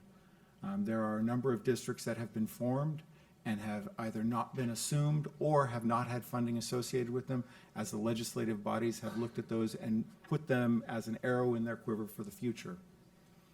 The second step in that process, should you wish, would be the assumption, where you would then be able to act following that as a council rather than as a district and then as a council. And finally, there is a funding authorization process to identify funding sources, whether you did it councilmanically or sent it to a vote of the people, before any future process where you would actually go through a normal budget process to allocate, appropriate those resources for transportation purposes. Great, so now I'll cover why form a transportation benefit district. So as Andrew mentioned, with the 2021-22 budget, our budget was reduced by 8%, and that was done to maintain all of our existing programming and try to retain staff. That deference was continued into the 23-24 fiscal year with the understanding that we would look into a benefit district. As the way the dollars laid out is that if our budget had stayed status quo, this year we'd be at 10 million, but we were reduced by 1.9 this year. Going into next year, it'll be a $2 million reduction. And when we talk about deferred maintenance, there's four main areas of maintenance that are covered in transportation. So our maintenance of our roadways and sidewalks, our signals and street lighting, all the vegetation management that we do along the unimproved portions of the roadway, and then pavement markings and signing. So another piece to the maintenance is also our new infrastructure costs. So anytime we build something new, we have to account for the maintenance of that, and that was also lost through those two biennia. And it is an example of what we've gained in the last 4 years is a significant amount of new infrastructure that we've added to the city. What we've identified just for covering new infrastructure as we go into 2024 is an additional $1 million as we as we build out that new infrastructure program, one aspect that we'll also have to account for moving forward is street sweeping. We have added over 1,200 lane miles of sweeping needs, and that is not additional miles of roadway or bike lane, but that is how often we would have to touch that bike lane, because we try to clean our bike lanes every 2 weeks. And that's a pretty significant add in the city. So as each year goes by, this portion of new infrastructure will grow beyond 3 million to account for maintenance. So some examples of what deferred maintenance looks like when it comes to pavement markings, crosswalks, for example. We've had to reduce our standard for when we get out and replace a crosswalk in order to meet our current budget. The photo on the right is an example of vegetation trimming. What you can't see in that photo is the guardrail that's on the left side of the street. So we don't get out and trim as often. A lot of roadways we only hit once, where we used to be up to 3 times of trimming. Sidewalk cleaning, we've had to completely eliminate sidewalk cleaning. And then sidewalk repair is an area that I'll get into more on the next slide, but what we end up doing more of is just mitigation with asphalt ramping. This slide shows where our sidewalk repair backlog is at, and this is a problem that started well before COVID. We've have been falling behind and being able to keep up with repair work. Currently, we're only doing about 3,700 square feet of sidewalk repair with a backlog of over 500,000 square feet. That's well over 16 million in repair that's needed in today's dollars. The asphalt ramping that we do only lasts about 3 years. So we're having to go back out and retouch up all these locations every 3 years to try to just keep them to meet our ADA standards. In addition to some of these maintenance needs, as Andrew mentioned, we have a lot of needs of, just with the growth of our city. We're looking to try to also provide support for our ongoing capital programming. So this lists a lot of the typical work that we do that are covered through CIP programs that return year after year. The next slide, we'll get into a few specific examples. One of our programs we call our major maintenance program, and that's where we take care of large maintenance projects like replacing rockeries that are starting to show their age and fail. We also do a lot of work to upgrade our electrical systems to current standards, and then boardwalk replacements in some of our trail systems. We also have a growing list of pedestrian safety improvements, a lot of crosswalk requests, a lot of requests for additional rapid flashing beacons like in this picture. And as Franz touched on earlier, he had the same photo in his presentation. It's a great example of the community support behind Vision Zero. We conducted now, I believe, 8 roadway assessments that were done with the community by our side to look at safety improvements, and we have a long list of projects to tackle that have come out of those assessments. And then the last item is our pavement overlay and ADA transition. In the next couple of years, we'll be developing our ADA transition plan, and that's going to identify more than just curb ramp replacements, which is what we do through our overlay program. And we'll have to deal with deficient sidewalks like the one in this photo that don't meet our current standards for width. So I'm going to close by touching on the timeline one more time, just to emphasize that this is there's many steps in this process. The larger circles represent study sessions or public hearings that we'll do throughout the process, and the smaller ones are all the consent items that will need to be approved, and we look to wrap it up in the fall. So lastly, outreach. We'll be doing presentations to local business organizations in the next 2 weeks to kick off this process. Our website will launch for this program in the next week. And as I mentioned, public hearings, there are 2 public hearings that are part of this process. The next time you'll see us, according to the schedule, will be July 10th, where we'll have the public hearing for the formation. And we'll be using our city communication channels to keep the public informed as we go. So again, the reminder on our action today is direction to continue the process to form the Transportation Benefit District. Great. Thank you very much for the presentation. I just want to clarify, tonight we're just asking council whether we want to continue the process to form the Transportation Benefit District. We're not going to be discussing options on revenue. Okay, so we can keep this kind of a concise discussion. We'll start with Councilmember Robertson, then go to Councilmember Zahn, Lee, Barksdale, Neuenhouse, Stokes, and myself. Go ahead, Councilmember Robertson. Thank you, Mayor. Thanks for coming down tonight and the great presentation. You know, I've been part of this council a long time. We have very much a stewardship culture of if we build it, we will maintain it. And that's something that makes our city really stand out and something that the people who live here are really proud of. But we've had to dial back on that a little bit as funding has gotten tighter. And the thing I like about transportation benefit districts is it's dedicated funding for transportation.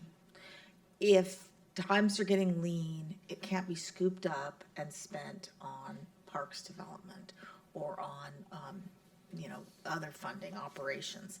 It's used for transportation. So I really support moving this forward. As you said, just because we create the district doesn't mean that we're necessarily going to fund it. I know of cities in King County that have unfunded transportation benefit districts, but I also know some of the cities that had unfunded transportation benefit districts who, in 2022, when the state legislature created more tools, were able to be nimble enough because they had the districts funded to go ahead and take advantage of those tools and raise enough money, for example, to match street overlay, to do projects that make their city roads safer and better for all. So I am entirely supportive of moving forward with this and holding the public hearing. Unfortunately, I will not be here on July 10th for the public hearing, but I support having the public hearing and continuing to move through this process. I think it's really an important step and one that is very much in line with Bellevue's culture of stewardship. Thank you. Thank you. Councilmember Zahn. Yes, thank you. I too support going through the process of district formation, and I really appreciate explaining why, because we're always very thoughtful about any time we are considering raising any kind of taxes in the city. So being able to really understand the shortfalls that we're facing. So the slide that talks about the fact that, you know, the last 2 years and then this year and next year, the tightening of the budget for maintenance. So if I add up the 4 years, you know, that's $7.4 million of shortfall that we now have to really take advantage of or make up for. And especially in those areas where when we do the patchwork, that then it just means that we're gonna spend money on replacements that are patchwork and Band-Aids at best. So I really also support the fact that what we're talking about is citywide transportation maintenance and improvements. You know, I've been thinking about the work that we have ahead of us. We just got a city manager briefing earlier today on Vision Zero and that action plan and the efforts that we still have underway, our high injury network and the number of projects and pain points that we have. So I think that having the money for maintenance means we're not actually making anything worse, or we're actually creating even more sidewalks that may have tripping hazards or whatnot for our community. So I think these are really, really important pieces. And I suppose the key thing will be how this piece will work with our neighborhood safety and congestion levy funds, because I believe that what you described in the packet is that this would be funds that would be potentially both for maintenance as well as improvements. So what this means is that we'll have actually some additional potential funding for the large backlog of projects that have been in a pipeline for a while. I mean, I really appreciate all the Vision Zero, the action plan, although I do have to say that it feels like we're doing a lot of assessments, and then we're gonna need to come up with quite a bit of funding to actually implement those assessments and studies and whatnot, and having this tool will be really important. So thank you so much for getting this on our docket so that we can get moving on it with speed. Thank you. Thank you. Councilmember Lee. Thank you. I agree with Councilmember Robertson. Bellevue is very proud of its projects. We maintain everything, we do everything right, and one other thing is that to do things right, we need money. It's always necessary. It doesn't come from thin air. And however, we do it in a way that I'm very proud to say it's fiscal responsibility, fiscally responsible. And that's why, I think I'm comfortable that we need money now. And you just mentioned it for a number of reasons. And most recently, of course, COVID, right? And we have to cut somewhere. And then other reasons, we're growing, and there are more needs. We need to meet a lot of other needs as well. I would have concerns, I would have reservations if we just go say, give us money, and just spend it any way we can spend it. That would not be responsible. I would not call fiscal responsibility. But I believe that we do. But I want to be sure that's the case going forward, because we do have lots of other programs the last many years, and things are changing. And we just went through many new programs. And we know that we can never have enough money to do everything we want to. So that's one side of the equation for good government, beside being fiscally responsible, and trying to get revenue to do what we need to do so we can have a good community, serve the public. There are a lot of things I can set example, public safety, transportation, even housing, so on. But we need to be also be fiscally responsible, know how to spend the money. That's the key, how to spend it. And so I believe that we need to be conscientious, not just you guys, but I think the whole city, the council need to be quite aware. How do we have priorities? What do we need to spend on? So that we don't need to come to always looking for money in important things that we're doing. And I believe what you're saying is important. I'm always proud. I tell people, when you come to Bellevue, we don't have any potholes on the road. We try to do it right away. And this is, it's a good reputation to have. So I believe we can do that. So I would support it because we need it, but I would definitely want to make sure that we set priorities, and we know it's not easy, and we need to make sure the money is spent right. So transparency, accountability is important in being fiscally responsible. Thank you. So I think the next time we bring this to the council, it'll be interesting to see how you choose the projects and what the criteria is. It'd be budgeted every time we go through the budget process to figure out what the priorities are. So it would happen on a biennial basis. Okay, that sounds good. But if we want more explanation, you can give it to us at the next time. Thank you. Councilmember Barksdale. Thank you. I'll keep it really brief. I also support the formation of the Transportation Benefit District. I think especially given the conversations we've had around bike ped infrastructure and the maintenance. I look at the sidewalk that hasn't been repaired, and I'm just thinking as a pedestrian what that experience would be like. So, or even someone who might need the improved access. So, thank you. Great. Deputy Mayor. Thank you, Mayor. Thanks for the great presentation this evening. Really appreciate all my colleagues' comments as well. In a lot of ways, I feel as if part of this is an extension of Keep Bellevue Beautiful as well, right? The vegetation, the elimination of the sidewalk, cleaning. I mean, a lot of people notice that, and they notice that vegetation is a little bit more, I wouldn't say out of control, but a little bit more robust than usual that they usually see. So, and those repairs to those sidewalks, really are important to those that may have some mobility issues, or just safety. We certainly don't want to see anyone being hurt because we weren't able to maintain a sidewalk, for example. So, very much in favor of continuing the process to examine the Transportation Benefit District.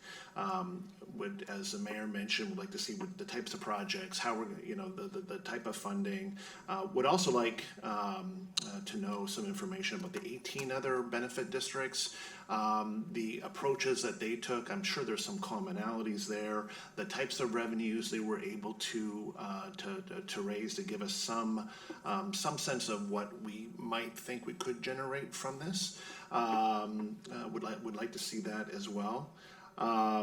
But very much in favor of this. And I'm sure that you've thought about this, and as Councilmember Robertson said, what I love about this as well is it can only be used for transportation projects. But does this in any way limit us beyond, or any way in, I guess just within transportation, do we need to be concerned about any other limitations once we put this district into place? I'm asking because this is my first exposure to a transportation benefit district like this. So are there any restrictions, or are there any anything that we should be aware of before we actually create this that, so later down the line we're like, oh, we should have thought about that. Now this is going to limit us what we want to do in other ways. So not a very eloquent way of putting it, but I think you got my point. So I'll let you answer that. Thank you. Yeah, so we ended up adding into the TIP, which you adopted last week. Didn't really have a lot of the maintenance activities identified in it. So now that they are, and really basically anything that's in that TIP, which also includes anything that's in the CIP, is eligible for funding. Okay, perfect. Thank you so much. And Deputy Mayor, to my experience, as long as you've got it in that plan and it is transportation related, and it's pretty broad in what the RCW authorizes, it does not restrict any of your other funding. And because of how the revenue comes in, it is eligible to use as match money for other funding. So it is money that can then be expanded into other monies. It is a nice space as a separate district. So there are some benefits to it. I have not seen downsides to it. In fact, the positive also if the transparency adds to that. Okay, fantastic. Thank you. Great. Councilmember Stokes. Yeah, this is a really great thing we're doing, and I appreciate the conversation so far. I like going on the line that the deputy mayor mentioned in terms of keeping Bellevue beautiful. Deferred maintenance is something that's not readily noticeable, but over time people say, well, our streets aren't being kept well, and this and that, and that's a big piece of keeping Bellevue what it is. And obviously you cut that when you have something very more important, but this gives us a way to actually balance that, and I think that's really is very, very helpful. And it's not paving streets and all that, but this is very important, so I'm glad to see you putting it back in. And the transportation system is so vital to the city, we've got to keep up with it. And I think that's what you're coming to us and saying this, but we believe that, and this will be a really good way to do it. And I hope we actually take this with the idea we're going to use it, but having it there is the first step. The needs of the needs for transportation are so tremendous. As we grow, as we change, and that again, we're kind of playing catch up, and I think again this gives us a tool to get ahead of that. So I think that the benefit district is a tool that can really help us meet the mobility and transportation system quality expectations, and for our broader community. The other thing I'd like to ask on this, and following up on some conversations we had earlier, I'd like to see us do more in terms of going out to the public. I think we should have public hearings, but actually having more direct conversations with our neighborhoods. We can go out to not just the neighborhood organizations, but there are also a lot of other events and times we can go out there. When we were working on Sound Transit, we were going all over the place talking about that. And when we were working on the levee, we were talking about that way. This is the same thing. This is something we want to have accomplished, and we need to get out there and talk about it. And I think you'll find council members very ready to go with you on this thing. So I really appreciate what you've done and what you're pushing. And this is something we're going to look back and say, we really did something significant for Bellevue. And hopefully this will help us keep Bellevue, have that bright, shiny, really getting out there and doing things to make people feel good about the city and make it a great city in the transportation area. So thank you very much. I'm ready to vote for it when it comes back. Thank you. So I really appreciate my colleagues' comments. They're very thoughtful and have covered most of what I would say. I'm for this because the cost of not having good roads and bike infrastructure is more expensive than what somebody's going to pay on something like this to have good maintenance. We're a little bit spoiled here. I have visited my children and rented cars and driven on roads with 2-foot potholes that take your bumper off when you accidentally drive through them. And I mean, it's really crazy. And trying to ride your bike when there hasn't been street sweeping, I mean, that's why you end up with bike lanes that nobody rides in. So those are dollars well spent, I think, in what you're talking about there. Also, when we do our neighborhood walks, transportation safety, especially crosswalks, is the biggest thing I hear about in the neighborhoods. And it used to be impossible to take a neighborhood comment and take it to staff and say, you know, there's 10 people who really feel the need for a crosswalk at this neighborhood. And there wasn't really an avenue to get that done very quickly. And this seems like it could be that avenue. We could be more responsive. So I appreciate this. My one question is there a limited duration of time for a TBD, or is it forever once you vote it in? You can take that. TBDs are in place until you dissolve them as the body. Some of the revenue sources have time limitations associated with them, like the councilmanic sales, or actually both types, voter approved and councilmanic sales tax is a 10-year, which would then have to be either a decision by the body or back to the voters, depending upon that. But the district itself, once created, is there until you dissolve it. Okay, very good. That's helpful. And as Councilmember Robertson referenced, we don't have to create a funding source. We're just looking at creating a district first. But we can have that discussion in our next presentation. So with that, we just need a head nod, and I think I've sensed a head nod from everybody to proceed with this transportation, with the process to form the TBD. So everybody good with that? All right, sounds good. So thank you very much. Thank you. So I'm determined to get out of here by 9, and then we have a very important next thing. So why don't we just plow on through?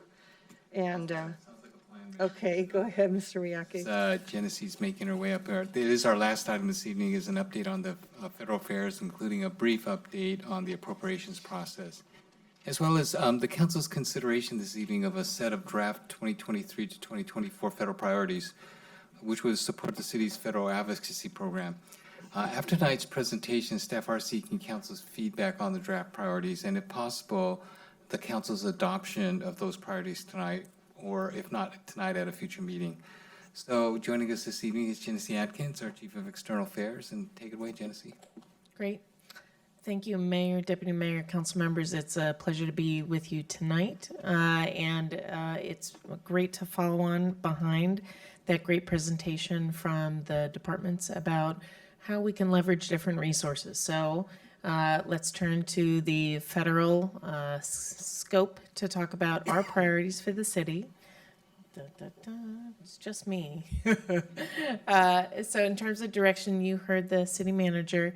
I'm looking for you to have a discussion and consider adoption of some 2023-2024 federal priorities. That will be a really helpful tool for our team and for you to help us advocate together for grants, earmarks, and other policy changes where we want federal support either from our delegation or from federal agencies. So just a little bit of context to set the stage for what's going on right now in Washington, D.C. as it relates to our city of Bellevue. One of the changes effective this year is that Bellevue is represented by not one but 2 congressional districts. That's new. When the redistricting commission changed boundaries last year, it brought because of population changes, it brought the District 1 boundary down into Bellevue, Previously, District 1 and District 9 were separated just by the northern edge of the Bellevue city line. So now District 1 comes down into the northern part of Bellevue. So this is good news for us. It means we get to work with both Representative Adam Smith of the 9th District as well as Representative Susan Del Bene of the 1st. So that's new just as of this year. We know Representative Del Bene has been in the House for quite a number of years now, but not technically representing Bellevue, even though she is, our neighbor. And so we're really happy about that. Of course, we still are represented by our two senators, Senator Patty Murray and Senator Maria Cantwell. What is also new this year is we have a new House majority led by Representative Kevin McCarthy in the House. It is a narrow majority of 10 seats, and so we saw some of that play out actually just today, where he worked out an agreement with his own party and caucus to move legislation forward on the House floor. That new leadership kind of coalition, it's going to be interesting to see how that plays out through the course of the year, but we are making good progress, and I'll kind of pivot right off of that to the debt ceiling agreement. That was a negotiation that came forward just in the last few weeks. As I mentioned, I think this morning, when I originally wrote the memo that you have in your packet, there was not a debt ceiling agreement, and negotiations were very intense for a couple of solid weeks there, but it was signed into law on June 3rd.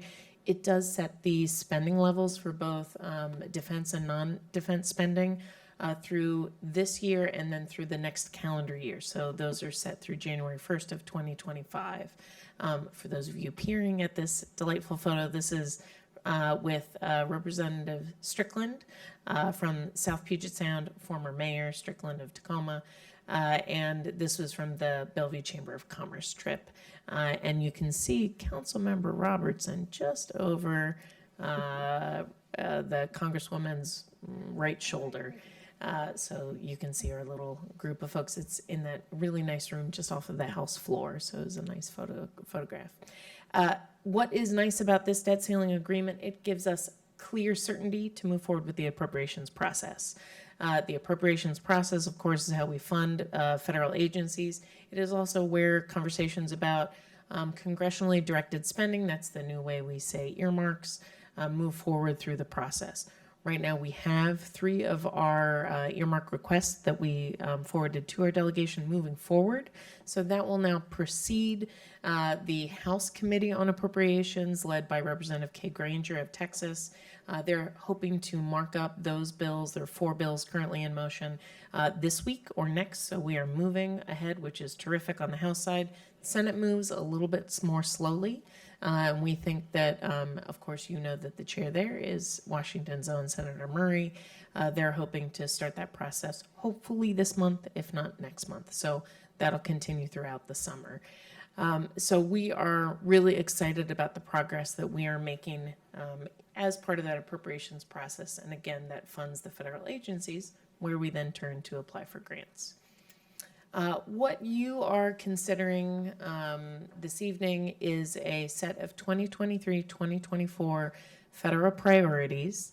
The version that you adopted last April, in our opinion, needed a little bit of refreshing because Congress passed 2 very significant pieces of legislation since then, the Inflation Reduction Act as well as the CHIPS and Science Act. Those are both really significant pieces of legislation and funding. And so we thought it was really important and timely to come back with a refresh on that document. And the document you have in your packets is focused or structured around the City Council vision. And so the City Council vision has 7 strategic target areas.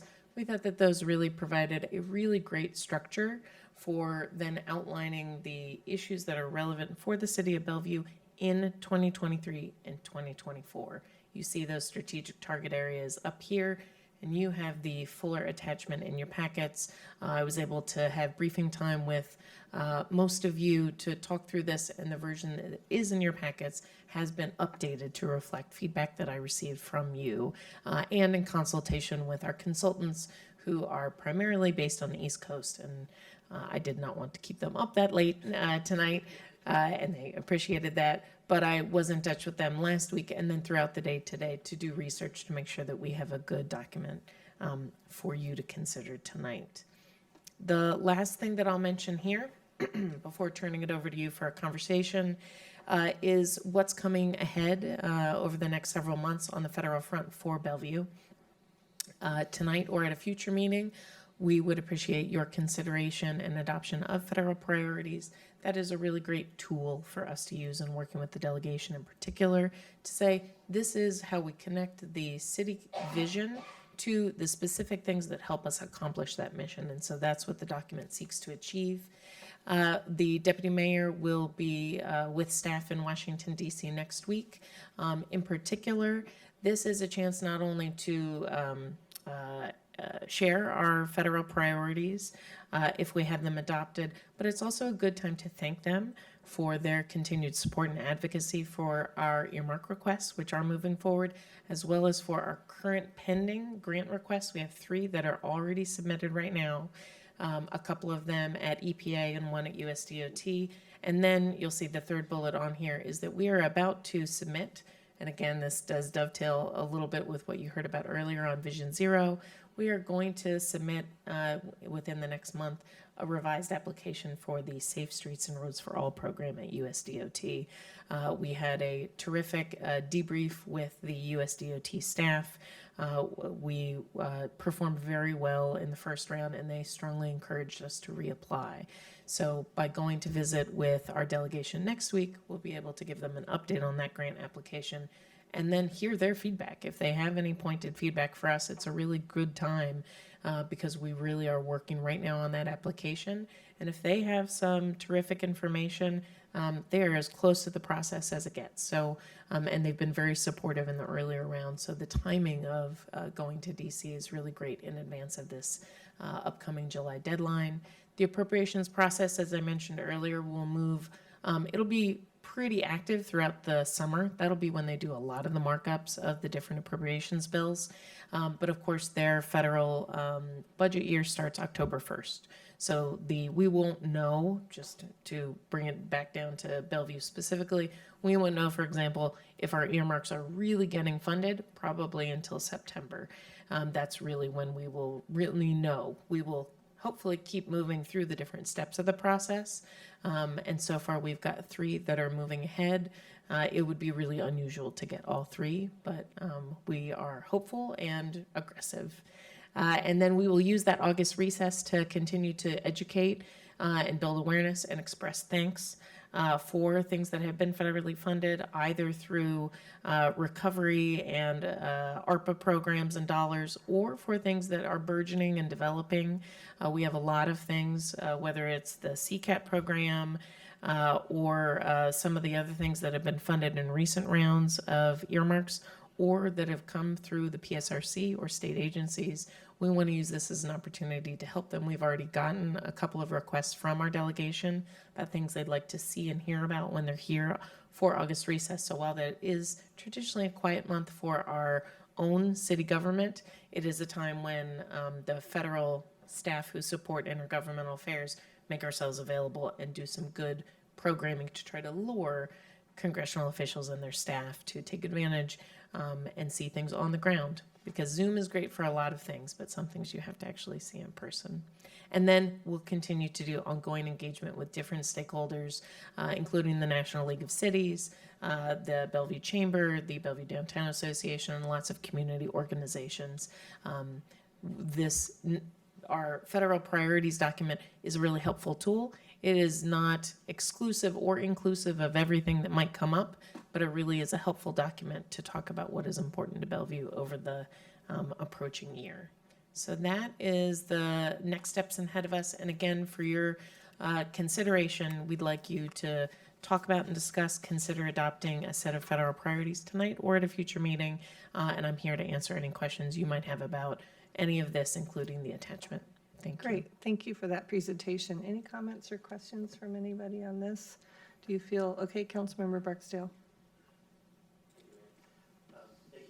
For the report, good set of priorities. One of the things that I would love to add to this is something around supporting, mom and pop shops, especially where there's underrepresentation. So basically, if you sort of think about, the diversity of our community, and, there's, I'd say, a lack of businesses that provide services for some of the cultures in our community. And I think, anything that we could do to support additional funding to help address that would be helpful. So I do have some proposed language, but We do have in our economic development department the funding that we put towards minority and women-owned small businesses. Well, we pay a firm for support for that. Do you want to know more about that before we try to add this in, or? I guess, happy to hear more about it, but I think also just thinking about how we can bolster it further, I still think that there's. City manager, would federal funding into that program be appropriate, or would we be looking at something unique with federal funding? It's a good question. I'm not really sure. It depends what kind of federal funding we're looking at, what kind of strings may be attached to it. And so I'd have to look into it further.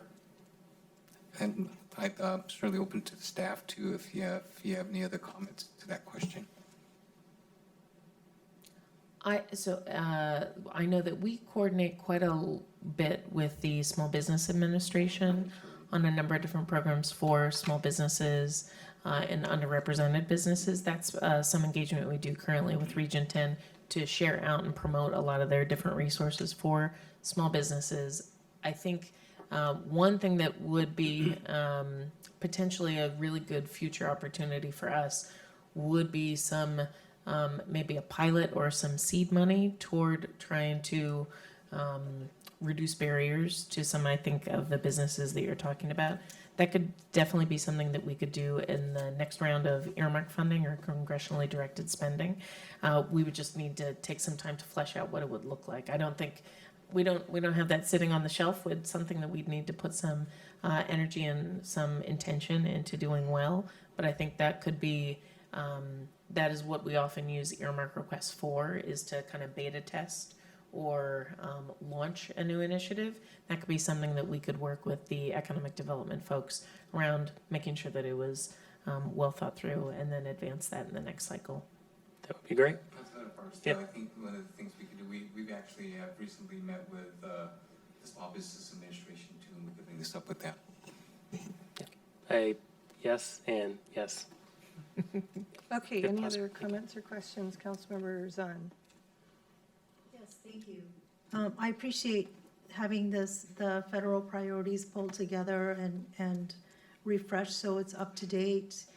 I think it's a really important piece that we have this so that as staff goes to DC, or, for Councilmember Lee and I, who've been at the National League of Cities, and I'm on the board of directors, as well as the Federal Legislative Priorities Committee, to be able to take this information and then be able to take a look at our resolutions from the National League of Cities, so that those same things that we're trying to advocate for, if we can advocate for additional grants or other funding. I appreciate the fact that we added in here what I got added to the National League of Cities about increasing the size of the population cap to be able to be more competitive for federal grant funding and things like that.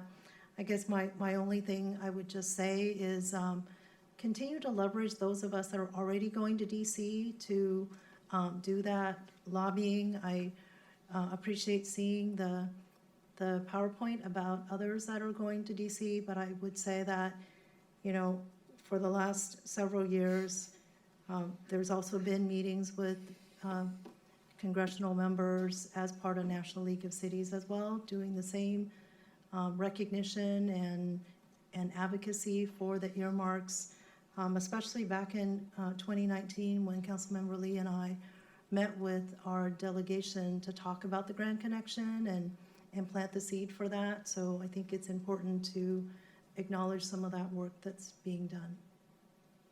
Absolutely. Thank you, Councilman. Councilmember Robertson. And then you. I think the priorities are good. I would encourage us to approve these tonight because we have Deputy Mayor Newhouse going next week. And having a just approved list of priorities is always very helpful.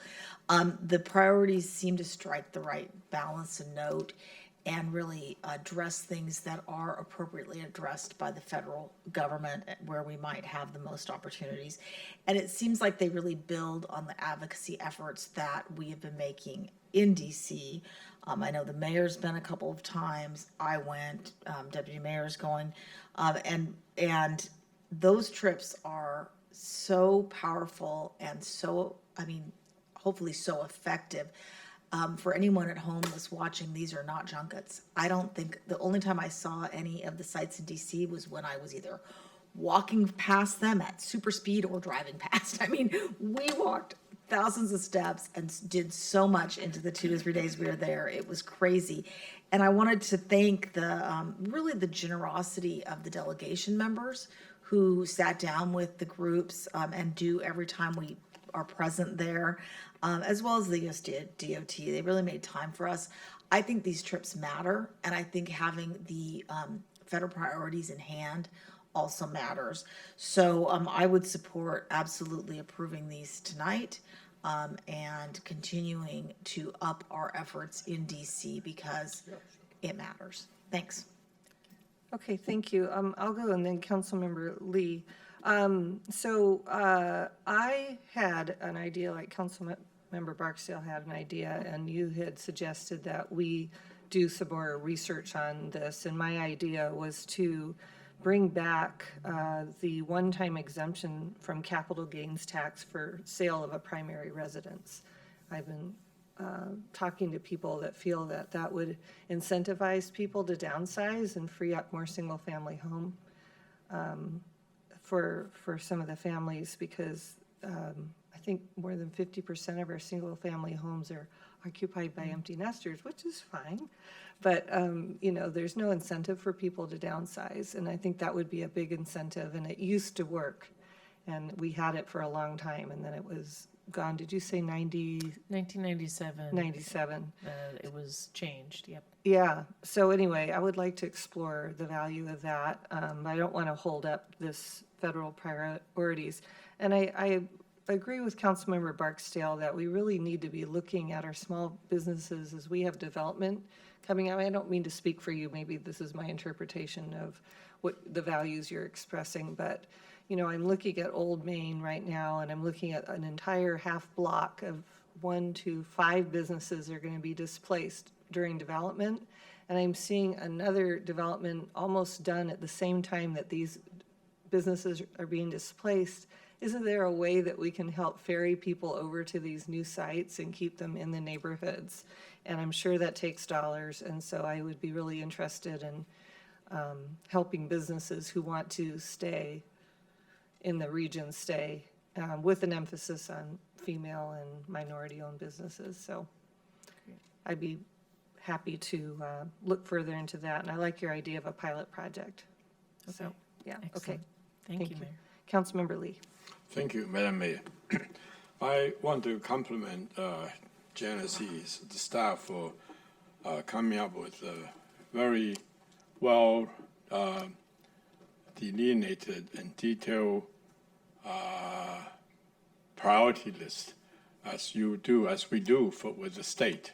I think this is the first time we actually have very deliberate, clear list of projects that we can communicate with our delegations. I think it's really a proof of what we have done or not. In the state, we've always done well because we're constantly engaging with our legislators. We go down to Olympia, and we have the same people going there. They are familiar with us. They know us. The council members, we communicate. When they have issues, they come to us and ask, because we have the same constituents, right? The people that they represent, the people that we represent. And I think we haven't done that with the federal legislation because it's difficult, challenging. And we haven't had to depend on federal government for lots of money in the past. So relatively speaking, we haven't done that well. But we have done whatever we have in the past when we do focus on it. We did the Cascade Water Alliance. We did the Lake Taps. We did Sound to Mountain Greenway. There's a lot of environment issues that we have done very well because we, anyway, these are important to our people, our constituents, and they recognize it's important to their constituents as well as our constituents. Same thing with education. We did very well with Bellevue Corridor Plan. That's amazing because it's light rail, it's a planning that it's unique in terms of actually having transportation and land use done together. It has never seen that before. So we had very successful, and we did some major 4 or 5 projects that connects the region together, not just for Bellevue, but it's connecting regions, connecting, example, light rail, transportation, metro, buses, Lake Washington. All these are regional projects. I think that's what interests our delegation. But they have to hear from each of us, each community, each jurisdiction, and which jurisdiction can do whatever we can. That's our match. That's our interest. And we share a lot of the same interests. So now I think the opportunity is here. And I'm glad you have seen that. And our lobbyists, same way. We have very good lobbyists in legislature. They work us very closely. But our federal lobbyists doesn't really work that closely because we don't have the project that we're talking about. So we know, not quite. But now I think we have opportunities here. And you have put this on a piece of paper. The key is, how do we do it more effectively? I always say that devil is in the detail, right? We need to make sure we have the strategy. So number one, we need to have strategies. You identify a number of projects already, but strategy means we need to connect with the bigger picture because federal dollar come from short to intermediate to long terms. This infrastructure law bill, we're talking about, it's 5 years, $2 trillion. They're not going to give money away just like that, right? As you know, earmark's not that much. It's $1 million, $1.5 million. But that opens up the door.